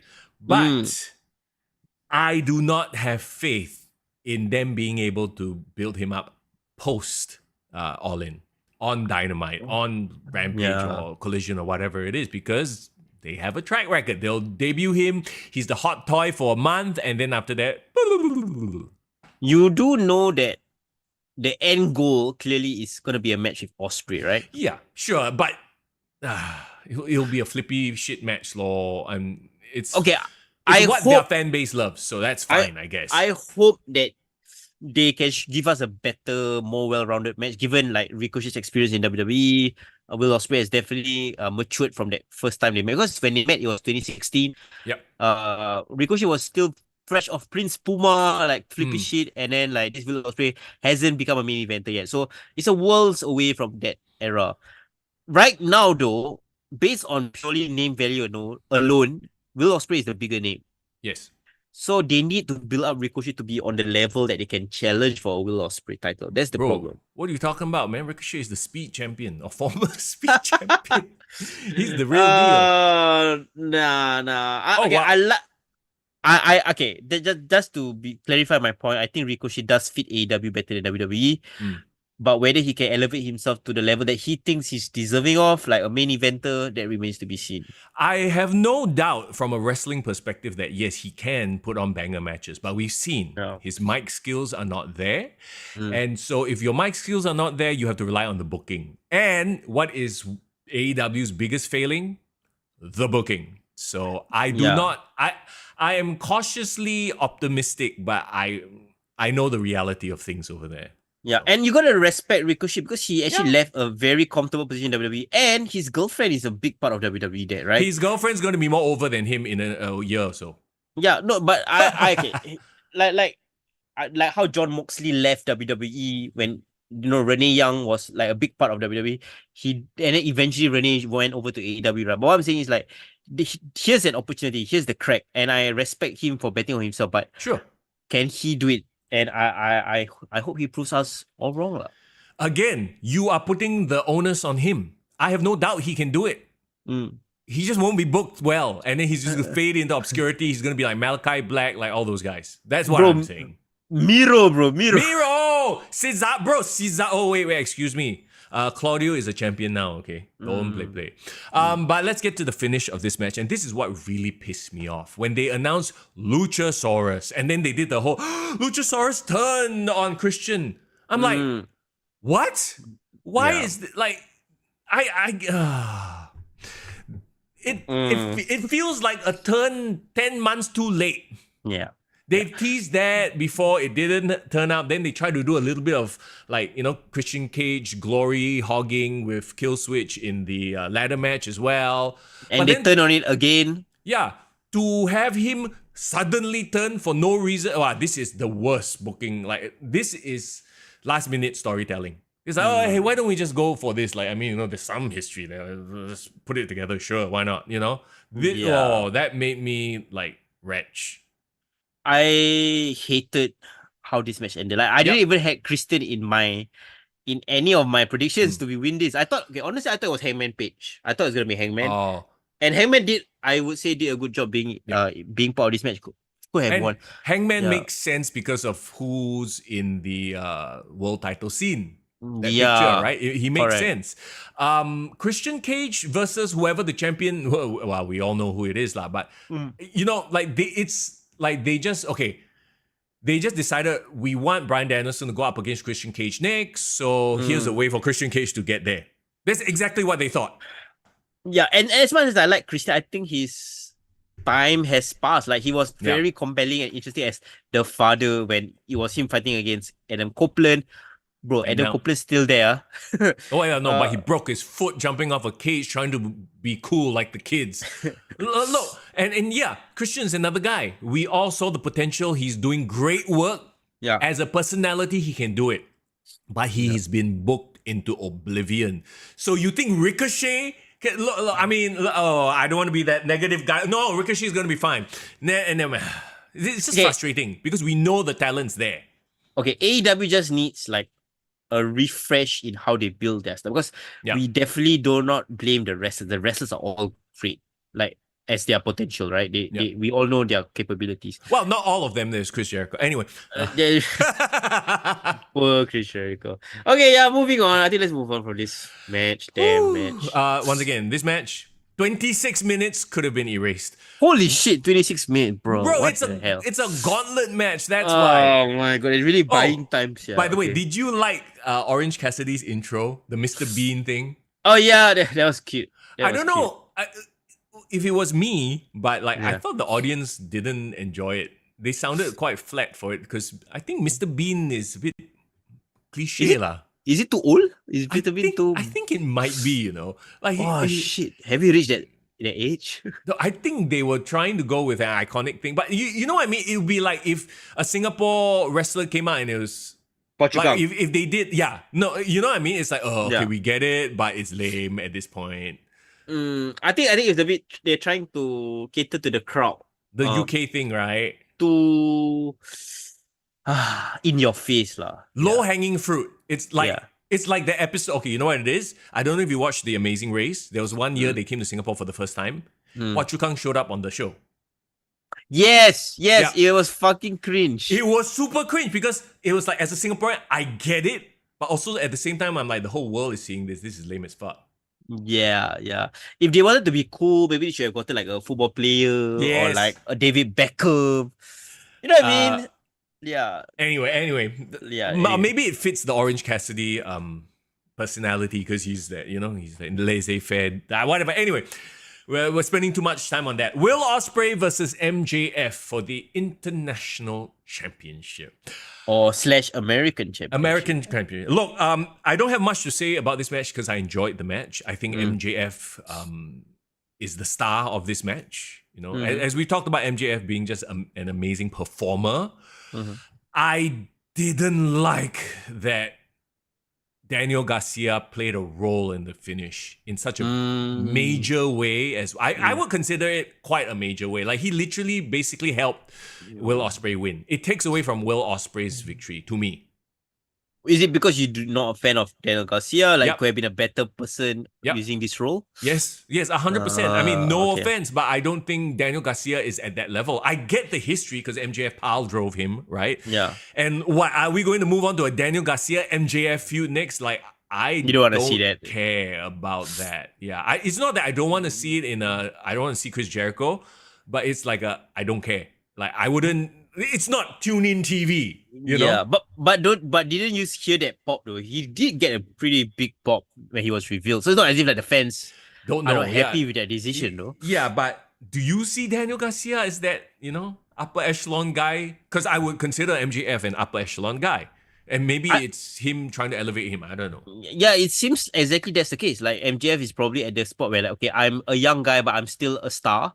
And I think right now, I need to bring up as many people to my level. Like, he's being a Roman Reigns lah. And this is a very general comparison. But it's probably like Roman Reigns saying like, okay, I have this cliche or this cachet. Let's bring up a Sami Zayn who was previously not of that level, or Jimmy or Jay also.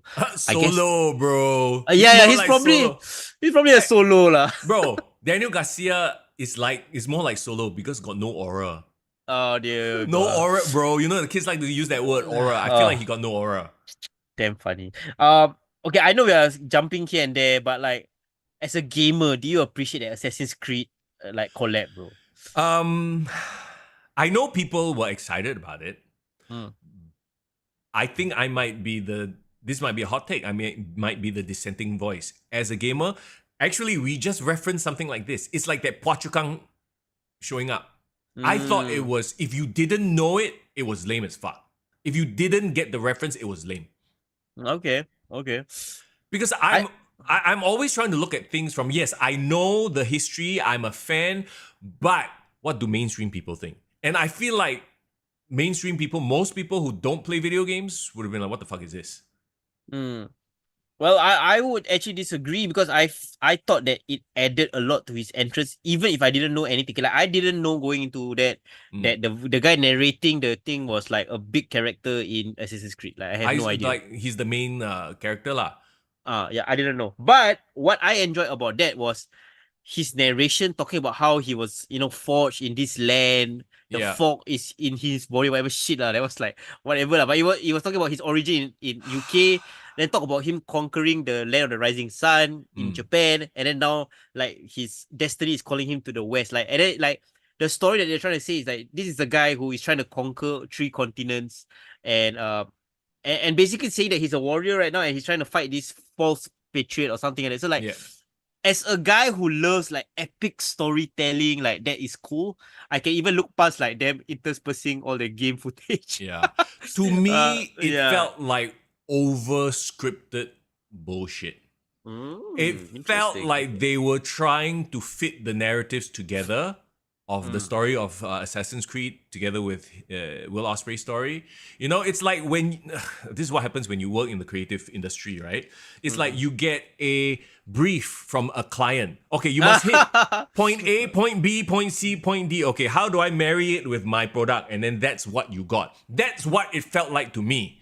Like they were forced to say certain things to sort of weave in narratives. You know why it's so funny is because you and me both work in, you know, like marketing and content. Like, that's exactly what it is. And that's why maybe I'm looking at it from that point of view, but it came off a bit cringe. And the other thing is, you had the parkour people doing the flips and shit, right? Why weren't they dressed as assassins or ninjas or whatever? They were just wearing hoodies. Are they trying to make them look street? And I half expected Will to jump off something to land in hay. Because that's the whole game mechanic, right? Oh my god, he jumped from the top of the Wembley Stadium just fall in hay like Shane McMahon style. Yeah, or okay, not jump lah, huh? Maybe they lower him from the rafters. At least that would have been cool. But no, it was just this big advertisement is what it was. To me, it came across very heavy-handed and therefore made me roll my eyes. Also, Assassin's Creed, was it Shadow? It's the new one. The one that's coming out. Yeah. Is not getting a lot of good press right now. So really? It's like double whammy, you know? Oh man. So they once again, they put their money behind the wrong horse lah. Is that what you're trying to say? No lah, they pay what? If they paid for it, then it's cool. Okay, fine. Well, that aside, to me, like Will Ospreay definitely is a star. Yeah. Sometimes I was doubting it, like, is he really that over? But this, and as well, maybe being in London helped a lot, but he does come across like one of their major stars. So that's good that they have stars. MJF clearly is amazing in his role, right? Yeah. I do not know whether that being this American patriot, this new wrinkle to his character is something that I want to see him doing long term. No lah, he's just doing it to be the ultimate heel in UK. That's the whole point. I think he drops it after he dropped the US title, the American title, sorry. But that's the thing, right? Then they make this American title a complete new championship just for like a 1 month run and that's it. Throw it away. Bro, it's Tony Khan. You know he's like, okay, never mind. I make you a new belt. I'll go and keep because he loves collecting belts. So okay. As long as they're making money from this belt, some limited edition, whatever, then fine. Yeah, whatever. Bro, nothing they do is making money. Okay? The video game. Anyway. Okay, so will you say this is one of the better matches on the card? Like, was this your best match in ring? Where do you rank it on the night? I would put it second. Okay, I was like Mariah May versus Toni Storm, Will Ospreay, MJF. I like the story of Toni Storm versus Mariah May better, but I like this one as a wrestling match. Obviously, the main event is my favorite wrestling match, lah. Spoiler alert. Ooh, very interesting. Yeah, so I would say this is my third favorite match, because I actually would rate Mariah May and Toni Storm higher. Wow. Okay. Well, that's the power of a good, compelling. What's the word? Story. Yeah, tell goddamn stories. Damn it, Tony Khan. Okay. So yeah, like I said, the less I have to say about the match means I was paying attention and not making notes. So that's a good thing. Oh, and last thing, they pull off that Tiger Driver finisher, right? Yeah. I wish it was a bigger deal. Like, I feel like the build up to it was kind of maybe not really here and there. You know, like, they could have milked it for more. But the idea that he finally pulled it off, okay, yay. So this whole thing is now gone. Yeah, I like that the most over move in this match is a Tiger Driver, an actual devastating finisher. Yep. Not a kangaroo kick or like some stupid ass, I do not know, nonsense shit lah. So at least there's a... Yeah, that's dumb. I just dumb at this. Double But clothesline. here's the thing about the Tiger Driver, right? It's like I get where they were going with it, but in a company where That the does stupid shit. wrestlers, do like fucking, shit where people get dropped on their necks, it does take away from it. Like, imagine if Tony Khan was like, okay, we are going to try to make the Tiger Driver this forbidden move, so nobody can do any more pile drivers or drop people on their necks. Then, yes, I would say I would buy into this story a lot more, right? Yeah. I wish But- they go back to that old school mentality where like nobody can steal each other's finisher. We can only see one super kick on this night. Yep. Only one Canadian destroyer tonight. You know what it is? Once again, it goes back to the theory, and this is one of the things we talked about AEW for years since the start. Less is more. If you throw everything out there, none of it matters anymore. It's just it's a presentation thing. All right, let's move on. I wonder if it's because of the placement of this match. They just came off Will Ospreay versus MJF. But I really didn't care about Mercedes Moné versus Dr. Britt Baker. I thought I would care, but when they came out and then they started wrestling, I was like, I don't give a shit. I couldn't get into this match. I would compare this match to like Edge versus AJ Styles at WrestleMania 32. Randy Orton versus AJ Styles at WrestleMania 35. Chris Jericho and AJ Styles. Sorry, it's all a lot of AJ Styles. Chris Jericho and AJ Styles for 2016. What is it? The death spot? No, it's like the idea of the match is like a dream match, right? Yeah. And like AJ Styles and Shinsuke Nakamura 2018 WrestleMania 34. Yeah. It's like you have all this high and pre-consideration. It's gonna be a banger match. It's like the clash of these generations. Could have never happened because this girl was from another company, and when they actually finally ended up in the ring, it was alright. Exactly. Okay, could it also be that they don't have chemistry together? I feel like they don't have chemistry together. The match was a bit of a letdown. Mercedes Moné, I don't know, man. She might be the female Young Bucks. Really? Wow. It might be a hot take, but like everything she does now just doesn't resonate. Doesn't feel real. Doesn't feel authentic. Without the proper booking and the packaging that WWE gave Sasha Banks, she just comes across as just like she's like my two favorite things about this match are the corgis and Britt Baker's abs. Like those are the two things that I love about the match. Everything else just forgettable. Like and I don't know, Britt Baker, to me, I thought she was a good wrestler, but is it maybe they just need the right person with her? Because here she wasn't that good. Doesn't come across good. Well, she's been away from the ring for a while, but yeah, I think it is a case of she's more of a character than she is an in-ring worker. And Mercedes, and they just didn't have any chemistry with each other. So it's just, no, man, this whole match was a big blah. Yeah. Do you like the decision to keep the title on Britt? On Mercedes? I think it's a lose-lose situation, to be honest. Okay. Like, I didn't care who came out as the winner, And it's then like they're stuck with Mercedes because they committed so much money right, to her. Yeah, and you can't have her lose so quickly. I mean, technically she just came in. But then, Britt Baker just came back. So she has all this momentum, and now you've killed her momentum by having her lose. Yeah. I wish it was a screwy finish. I wish like a Camille situation got involved, but they didn't do that. And they sent Camille back, right? Yeah. I would argue they should have made the Mariah May, Toni Storm swap positions and have them here, because that is their women's world title, right? Well, we know that the titles mean nothing like at this point. Like, swap the titles over who gives a crap, right? I would disagree, because I think you needed Mariah May, Toni Storm earlier on to get the crowd hype. Okay, fair enough. This match would have been a down, unfortunately. I think the problem with AEW is because they just make every single champion strong, or like they every championship is so interchangeable that there's no hierarchy to the titles. No, because everybody is every title is equal, quote unquote, right? Because that's how they want to do it. Okay, so none of it is important, lah. Yeah, exactly. So like now, I don't care whether it's the TBS championship or the Women's World Championship. Like to me, both are the same. Yeah. But it shouldn't be. It should Nope. be like, I want to make my way towards the women's title. I'm going to get the TBS championship to gain my clout. Then I can go for the title. See, that's one of the other things we talk about, them walking things back, right? Sports-based presentation. Like in sports, you know, the EPL is the most prestigious, followed by League 1, League 2, League 3.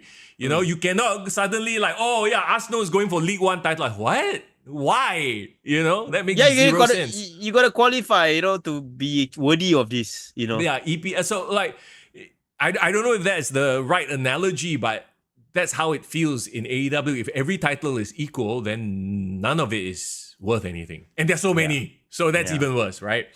Let's move on. Then, okay. We got Jack Perry, Crimea River, Real Glass. He even brought out the Real Glass. Oh, what a moment.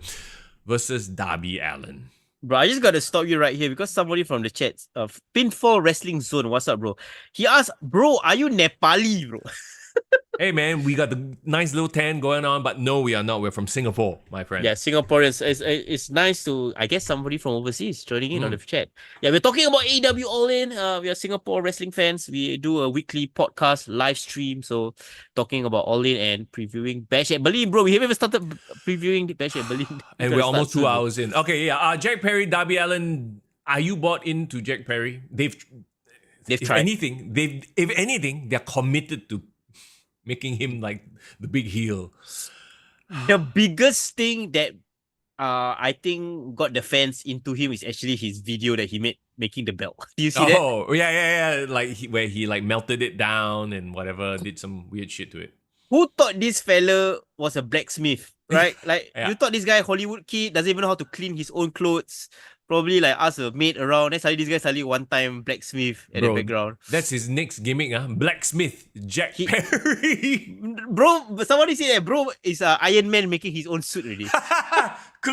Then next week you see he come out with a helmet, and then next week got gauntlets and then boots and shit. Iron Man. Oh man, God. Oh my God. I actually just kind of glossed over this match, to be honest, for whatever reason. Once again, we've already seen tables and ladders and cricket balls, and this is just another one in a line of garbage matches. This coffin match would have been way more impactful if it was the only hardcore match of the night. But once again, it goes back to access, right? The sin of access. Too much equals what's special.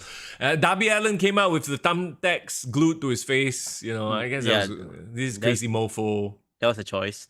I mean, if nothing else, I appreciate the irony of him actually Jungle Boy pouring out glass and people singing, cry me a river. Because apparently the crowd don't know how to actually sing Cry Me a River by Justin Timberlake, huh? Yeah. Can you imagine the whole crowd like, cry me a river? Then they like doing beatboxing. I guess... they are leaning into the Jack Perry thing. I can't fault them for that, but at the same time, it works. Okay, you know why this works? It works because Jack Perry and Darby Allin, they look like they're both smaller, skinnier guys. So it's fine, right? It fits both of them. Yeah, this sort of match, this style of wrestling, it makes sense. If this was Jack Perry versus like friggin', I don't know, Brian Cage, then it wouldn't make sense. Yeah, and also I think Jack Perry and Darby Allin has gone through AEW as like originals, and they've gone up through the ranks together. So I think there is that connection there with the audience. So for all his issues, Jungle Boy, he is still a building block of AEW to a certain extent, right? But my question is that now we always thought he was very bland as a babyface. So now he got character. Now he got a reason. He got actual heat from the audience. Can they capitalize it? Because I think, to be honest, TNT title is a good spot for him. It's a good spot for where he needs to be at this point in time. Darby Allin, I would say, has outgrown that TNT title. He should be that Jeff Hardy guy, like overshooting his ceiling, like, you know, going for titles way too. But then again, all the titles are the same one, remember? Yeah, but I definitely would like him to have a cup of coffee, the world title, or even challenge like that. Jeff Hardy, 2008 Jeff Hardy against Triple H, remember? Yeah. Wait, doesn't he have a title shot? I don't know. They just hand out these title shots. He does. I think at Grand Slam. I believe. There you go. He because he won some Rampage Rumble, right? Royal Rampage, and whatever, yeah. So only question is, what's your thoughts on them bringing back Sting? It was a moment, and you know Mm, what? I actually didn't hate it. It mm. feels like this match was designed just to bring back Sting and have that moment. Like the finish, if you think about it, right? If Darby Allin won, then there's no point to bring back Sting. So you had to have Darby Allin lose. So the booking, once again, it seems kind of like, oh, it was done just for the Sting moment. Do you feel that it's too soon to bring him back? Does it devalue his retirement? Yes, Okay. Okay. but I think it was a cool moment, and if they don't bring him back every single year, then I think it's fine. You know, he's But on contract still, so yeah. he can't wrestle again. Like No, I no. know the way it came across is that it's like he's setting up as his tag team partner. He's gonna fight the Young Bucks again or whatever shit. No, I no. hope that that's not the case. No. He just showed up for that moment to save Darby Allin because they were gonna light him on fire. Because, see, they also have long-term storytelling with the setting people on fire stuff. Yeah, revenge, right? Revenge. Yeah, oh god. All right, let's get to the main event then. Bryan Danielson, Swerve Strickland, they had Brie Bella in the crowd. His kids were there as well. Is it crazy that because Brie Bella was there, I felt like the importance of the match was even more? Yeah. No, having family there actually is a bit of a giveaway also lah. Usually raises the stakes, right? And his career was on the line. So they're trying to really build and sell that. Yeah. For a match that, to be honest, wasn't built very well, as with most of their matches, the storytelling that is, Bryan Danielson is that special talent that can do it in the ring and tell the story in the ring, even with a bad build-up. I think they salvage Bryan Danielson's aura. We're talking about aura these days, right? Yeah. Through this match. Like, yes. There was a moment there in AEW where, like, wow, he really becomes stale. Like, I think after he had that Iron Man with MJF, for this last 1 year, he was just doing nothing, getting injured all the time. He did have some dream matches here and there, but like, there was this worry that, Bryan Danielson is just gonna go out becoming still and irrelevant like Chris Jericho. Yeah. But somewhere along the lines, maybe as this match was announced, as the build was happening, we start to reconnect back with his career, like start to reminisce back on what he has done, his impact. And I think people, just that goodwill of Bryan Danielson and everything that he brings, his authenticity, he's like, okay, this guy is just a natural babyface. We gotta support him, right? Yeah. So I was happy that he got this moment. I think it's a moment that AEW badly needs as well, because they are crying for like 10-pole, like big star A+ players. Yeah. I love the little pun that you made there, little irony.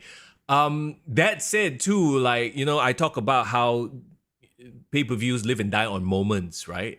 And him winning, even though it was the very obvious decision, was the right decision. Like, you have him salvaging his career, and we know that that's the other thing though. We know that he's sort of wrapping up his career here. So where do we go from here? And we don't even need to talk much about the match because the match was really good. Like, it's Swerve, it's bright. We all know how talented Swerve is.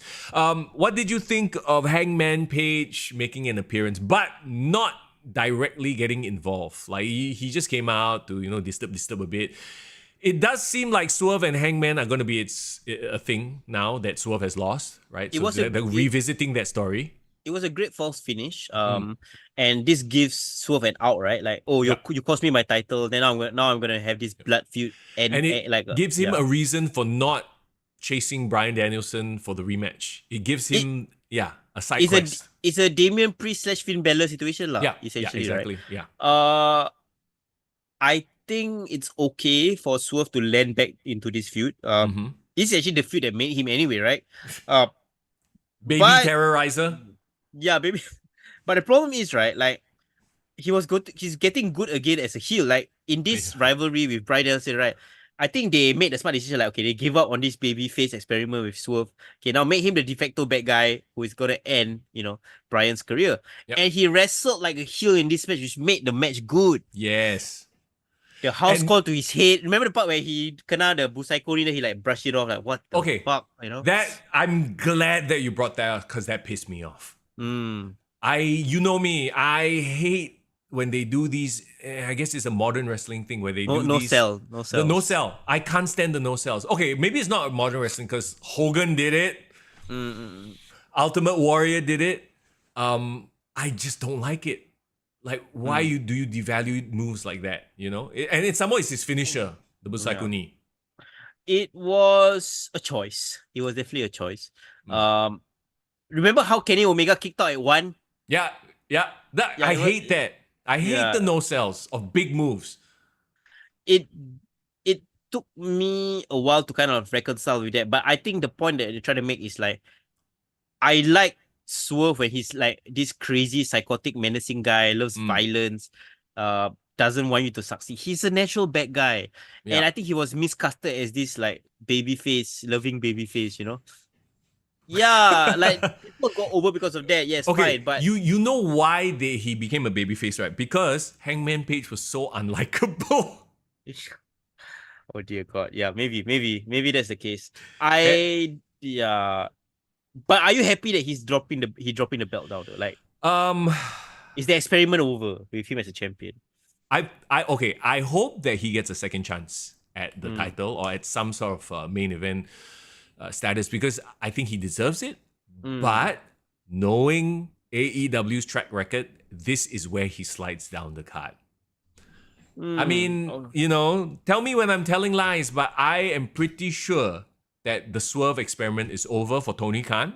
This is no fault of Swerve's. This is all a booking issue, right? And then now he's just going to go off on his feud with Hangman, which is going to be interesting. So he went from heel to face, and then with Bryan Danielson, he went heel again, and then now he's going to face off against Hangman, which a lot of people still don't like. So is he going to, in turning heel, become a face again? Yeah, don't be a big show, guys. Please stick one lane. Or maybe they, as AEW fans would say, shades of grey. You know, none of them are bad guys. None of them are good guys. Okay, sure.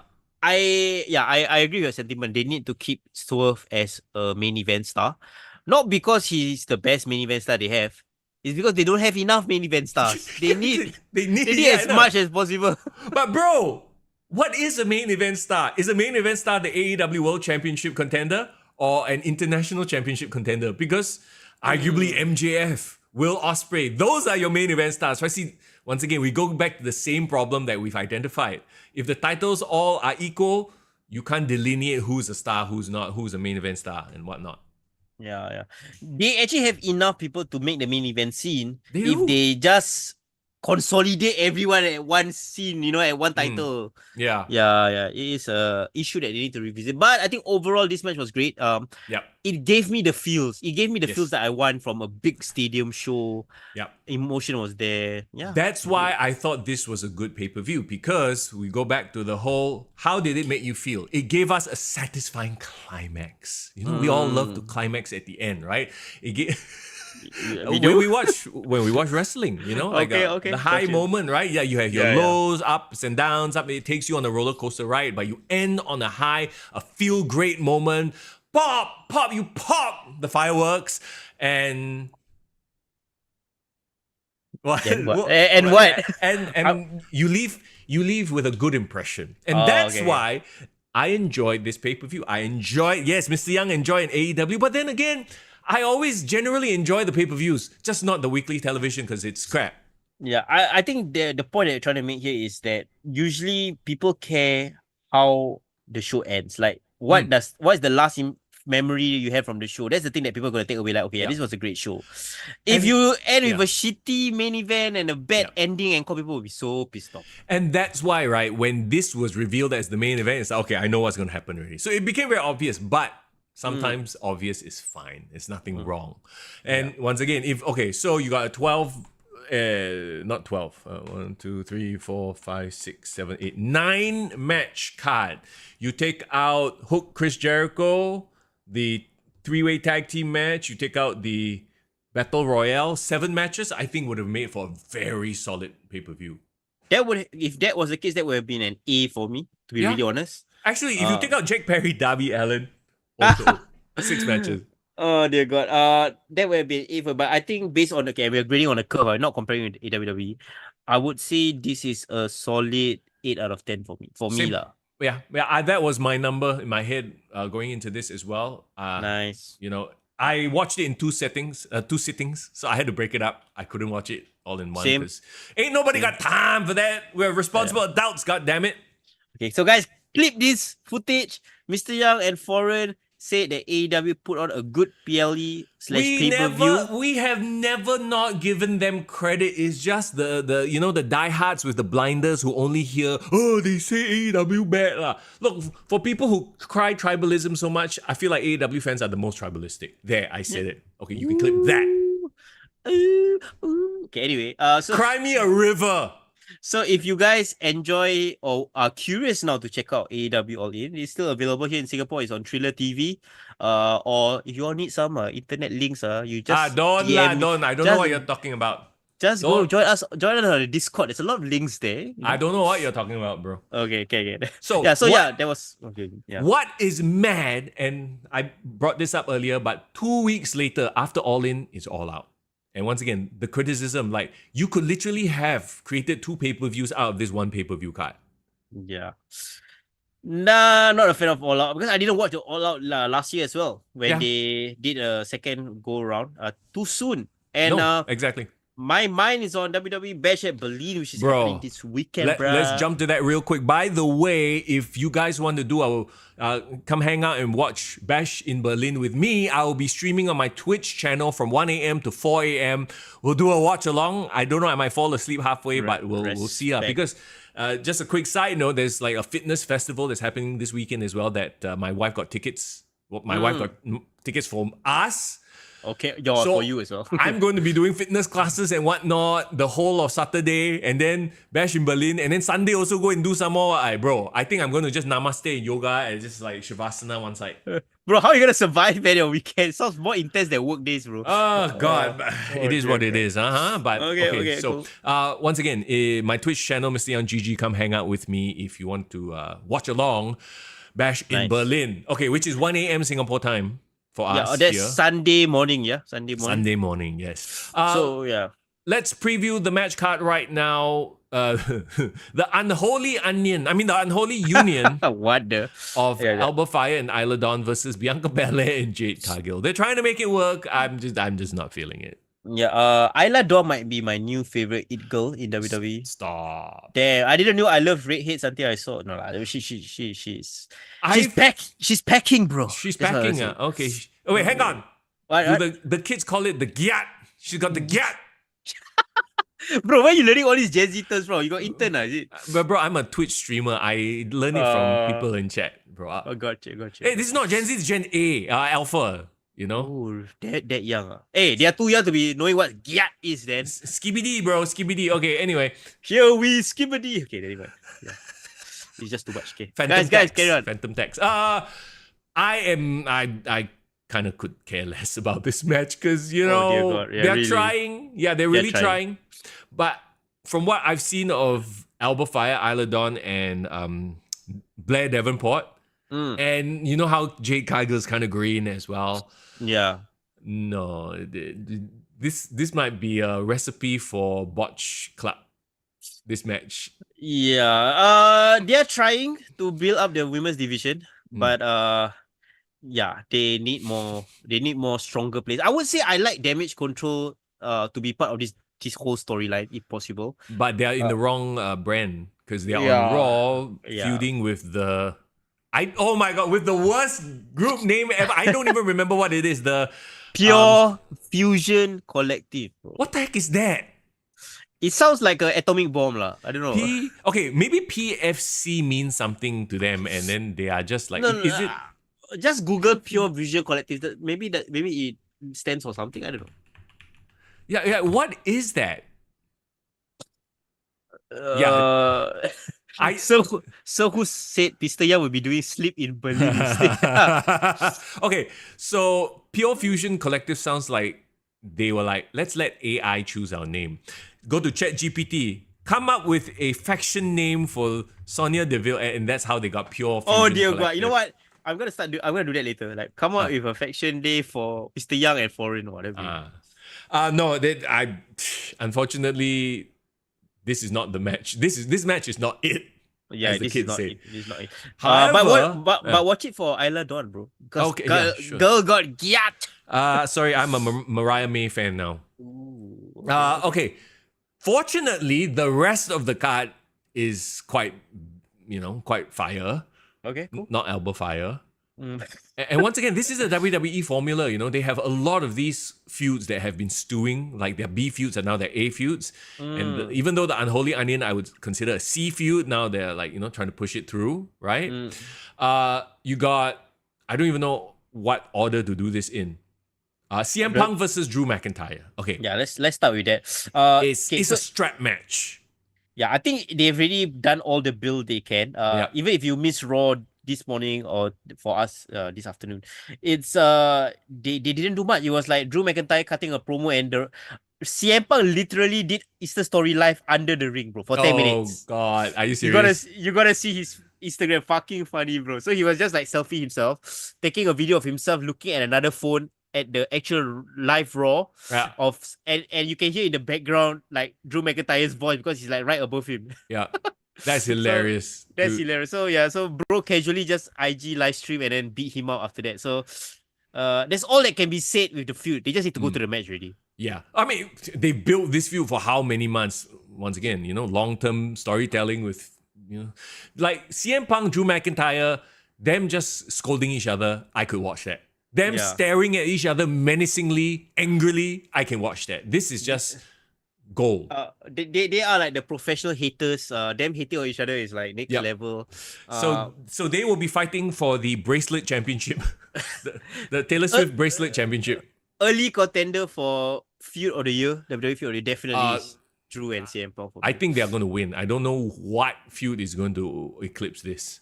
Yeah. I don't know. Bloodline might give a run for the money. Cody Rhodes and finishing the story could be.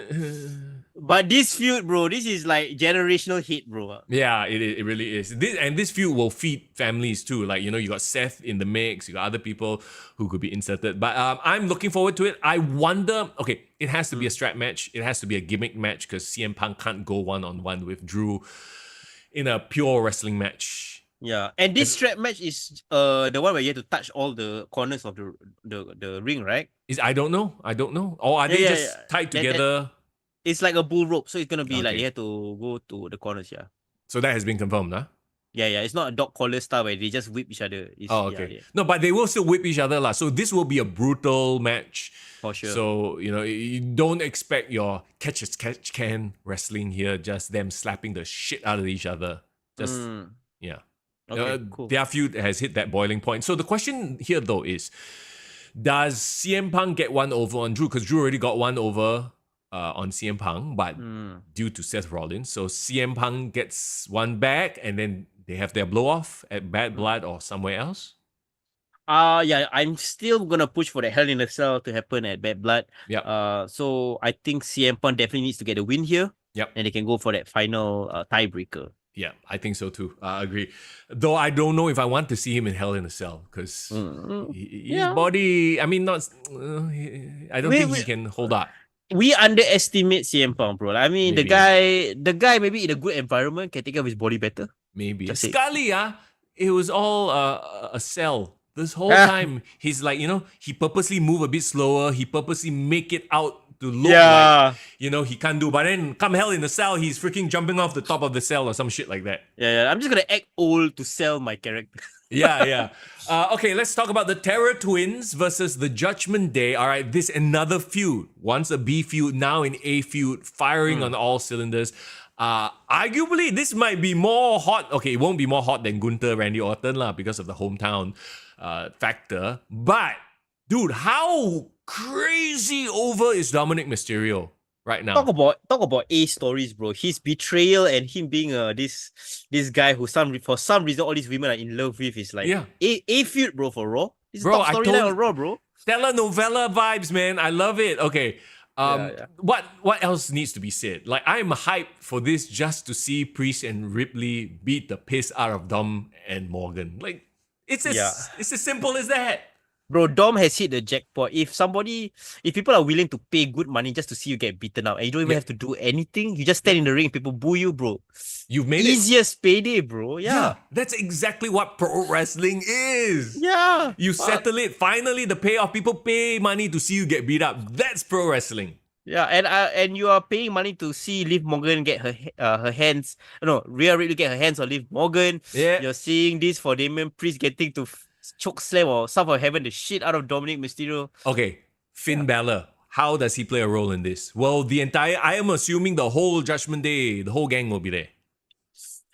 I think Damian Priest is gonna lose. I think Damian Priest is gonna get the pin because of Finn Balor. And then they can go into bad blood. Hang on, Damian Priest is gonna get the pin? No, Damian Priest is gonna lose. Pinned. Right. Be pinned, sorry. Yeah. She's gonna get pinned. Yeah. Right. Because I feel that they still need to establish this Dom and Liv duo as like a menacing But top so healer. far in the build-up, it's been Judgment Day beating up the Terror Twins, though. So is it too much? One-sided? They got their revenge on this Raw. So that's the clip that I saw. I think there was a LWO versus Judgment Day match, and then the Terror Teams came in and beat them up. So I think are owed the comeback victory or some sort of schmoz that gets them to escape with the win. Not beat them up lah. They had to escape with the win because of Finn Balor perhaps, or somebody saving the day. Yeah. And then Liv and Rhea can have that one-on-one blood feud match and Bad Blood. There you go. And Judgment Day, Damian Priest can have that blood feud match with Finn Balor. Yep. And Dominic can move on to something else at some point. Or Dominic can be on a shark cage on top of the ring. Custody of Dominic, bro. I don't think Rhea Ripley wants Dom anymore. So this is one of my most hyped matches for this PLE. Cody Rhodes versus Kevin Owens for the WWE Undisputed Championship. Okay, this is most definitely a side quest for Cody Rhodes. Do you, at any point, with any percentage chance, think that Kevin Owens could win? And why? No chance in hell. Okay, so the better question is, does Kevin turn here? So that's the appeal of this match, right? Because they have teased it on last week's SmackDown. And I feel like maybe he will not turn during this PLE.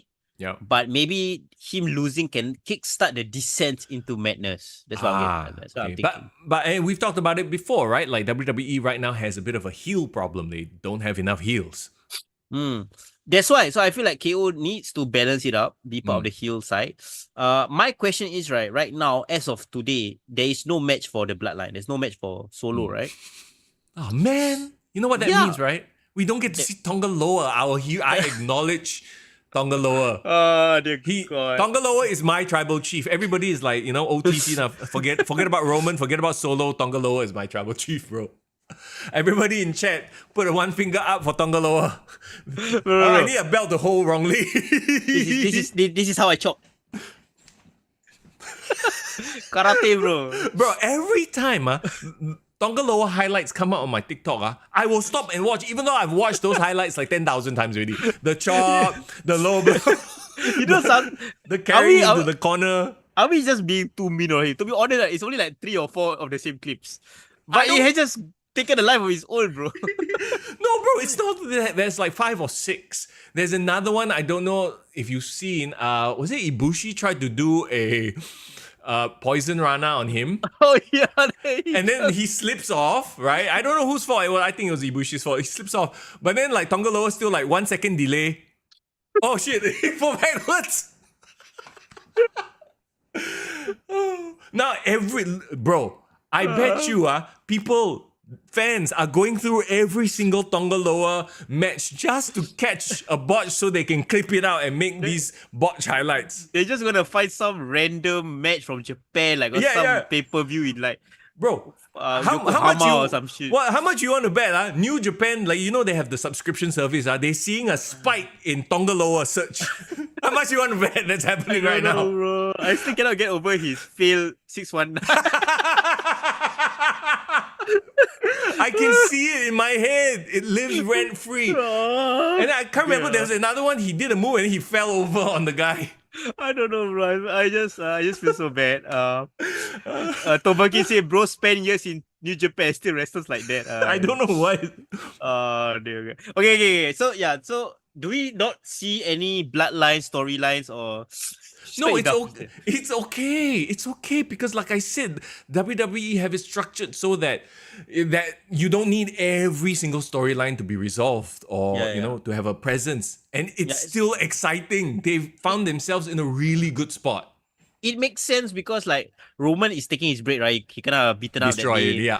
Yeah. So he can take 1 month PLE off. They can literally come back for Bad Blood, which is gonna be the big thing because all the shit is gonna happen there. Exactly. They are in such a good spot. They've paced out their rivalry so well. You know that no bloodline this pay-per-view. That's fine. You got Terror Twins. You got Gunther, Randy. You got CM Punk, Drew. Yeah. So I'm fine with that. It's just more of like I wonder whether Solo will make an appearance or something to like kind of forward the storyline, lah. Bro. Just, you know what, Solo? You just send your number one henchman after Cody Rhodes. Just send Tonga Loa, bro.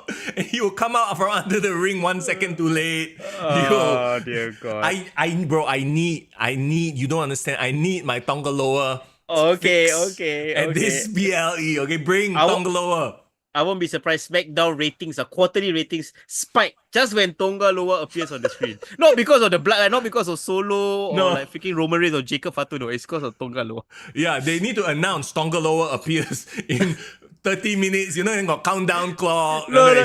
You know when the SmackDown start and then all the bloodline walk in, right? Yeah. So it's not the bloodline. Right? Tonga Loa coming out of the toilet. Then everyone's like, whoa! Just zipping up his pants, just coming out of the toilet. Everyone's like giving it a pop. Yeah, that's gonna happen. And then he zip up his pants like singing it sideways one. He cannot do things properly. He just Alexa, please. Okay,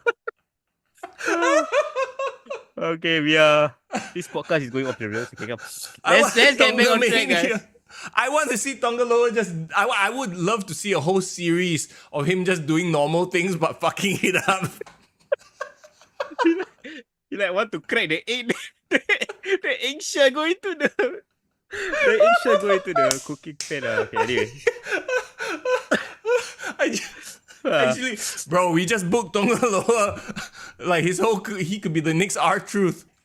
Oh dear God. Sader is like Tonga mania. Sean Riggs, good to see you, bro. I'm dying. I cannot. Oh my God. Yeah, Tonga Loa is my hero. We gave you a shout out like way at the start of the podcast, but now it's all about Tonga Loa. My cheeks hurt because I'm laughing too hard from Tonga Loa. Okay. Let's finish out our review. What are those hands? Tobakin put a bunch of emoji hands. I don't know what that means. Anyway, we can't. This is. Because Tonga. Chop. Doing the chop. It's like the the PS5, like all the moves. 1, 2, plus, triangle, circle. Yeah. Thanks, guys. Thanks for making it. Okay. Tonga Loa is not the finger up. It's the like this, bro. Tonga Loa hand sign is like this. It's not this, bro. It's not this. Bro, it's not like Chebo, bro. It's not like... Cradle the. Anyway. Okay. Anyway, yeah. Cody Rhodes, Kevin Owens. Cody Rhodes is gonna win. Actually, one of my least anticipated matches because it's just a match. Yeah, I mean, I feel bad for Cody, but I guess Cody needs to kind of like, he needs to have his B feuds, get out of the way, but he needs to pad out. Remember we talked about padding out his title reign, so this is one of them. Yeah. Okay. Gunther versus Randy Orton. This is the main event. Gunther, of course, the World Heavyweight Champion. Yeah. Okay, my question is, have they done a good job of making it seem like Randy can win that 15th championship? So I say that again, I was thinking about Tonga Loa. Oh dear God, yeah. Poor Randy and Gunther. No one cares about the main event. So who says Haku see him also boleh tahan? Haku give out that child, bro. I only acknowledge Tama Tonga as my only child. Isn't there a Hikaloa also coming soon? Another child. Yeah. Oh yeah, another child. Anyway, okay, I see this on Wikipedia, so I don't know if this is like the stipulation. If Orton wins, he'll be transferred to Raw, and Gunther will be transferred to SmackDown. Ooh, interesting. But we know Randy's not going to win, right? Like, it makes no sense for Gunther to finally get his moment and then lose it to Randy. But hear me out. if Gunther gets transferred to SmackDown, you know what that means, right? Gunther versus Cody? Gunther and versus Cody could be a match. That But then happens. Gunther versus Cody becomes a beef feud for Cody. I don't see Gunther taking the title off Cody though. I think it would destroy or devalue Gunther's aura a bit if he loses. Yeah. But this is coming from a huge Randy Orton fan. I'm a lifelong Randy Orton fan, and I think he does deserve a 15 world title run. But I don't know whether it's on the expense of Gunther. That's gonna be the main question. I think more than anything, Randy versus Cody is the match everyone is anticipating, right? That you have the history of them being friends, mentor, mentee, and then Randy being like, "I have your back." You know, if people come for your title, but then he's like, you can't trust a snake, right? So I get it. There's a much better story there, I feel. But then, okay, Gunther at home, he gets the big pop. You send the crowd home happy. Who's next for Gunther then? Okay, so my thing is, right, okay, if Gunther was going to win this match, and I'm going to be cheering damn hard for Randy, so I'm going to be hoping he wins, but realistically, I think he's not going to win.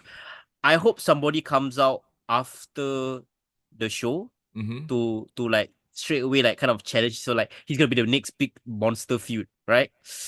I have one guy, and I don't think it's realistic. I don't think it's possible, but I really want to see him be the next challenger. Do you want to have a guesses? Any guesses? I know who it is. Go for He's the same guy in my mind right now. Let's go. Okay, 1, 2, 3. 1, 2, 3. Tonga. Fuck off. Okay, I don't know who he's. Fuck off, bro. Tonga Loa becomes main event, Tonga. No, versus Gunther. No. Then they have a chop off, bro. Gunther slapped him one time, then he like... Bro, fuck off lah. Fuck. F you, bro. F you, bro. Okay. No, seriously. Are you talking about Bronson Reed? No. Okay, so Bronson Reed, you got to check out Raw because Bronson Reed had a crazy spot.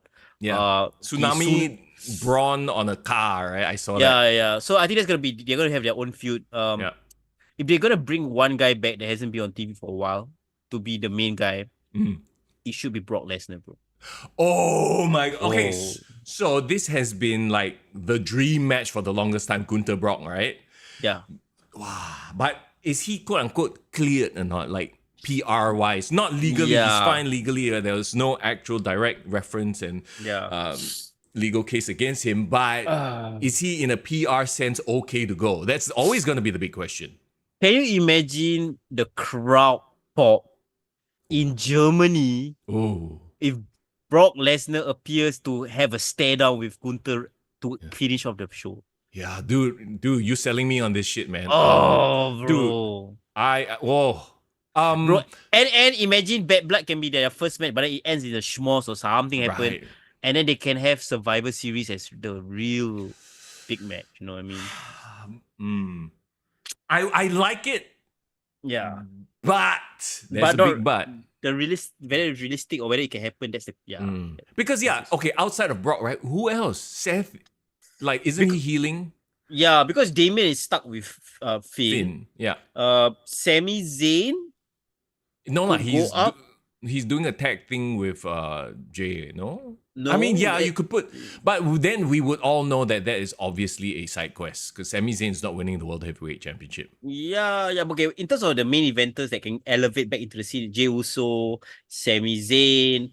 I would even say actually not really. Not really. It's not really much. Because the other main eventers are all involved in their own feuds. Because that's the problem, right? CM Punk, Drew McIntyre, Seth Rollins is away. The Terror Twins are dealing with the Judgment Day. So they need one guy to come back, and Brock Lesnar, Brock Lesnar is the guy that it would be the biggest news story out of Berlin. For sure. I think so. I agree with you. And they literally wouldn't even need to do anything. They just stand there, stare at each other, and then end show. Ooh. But you know what? Tonga Loa feels like a good second choice. Yes! Tonga Mania! Oh dear God. Okay. I think this is a better time as any to end the podcast on a high. Let's get out of here. High is the right word. But before we do anything, of course, as always, we have to give a shout out to our sponsors. First of all, Lemaq. Yes, if you are craving for some authentic Malay cuisine, Indo cuisine. Go check them out. Obviously, they have the outlets at Bedok, Arab Street as well. You can check them out on social media to find out more details. Check out some of these food pictures to get inspired. Maybe you want to figure out what to get for dinner. You see these, you confirm start drooling already. Oh, I love it as well. And of course, you guys, please make sure you all go follow them on their socials. Tell them that, you found out about them through Kick to the Gut. I'm pretty sure they'll give you some discounts. Love their jongkong, love their frappuccinos.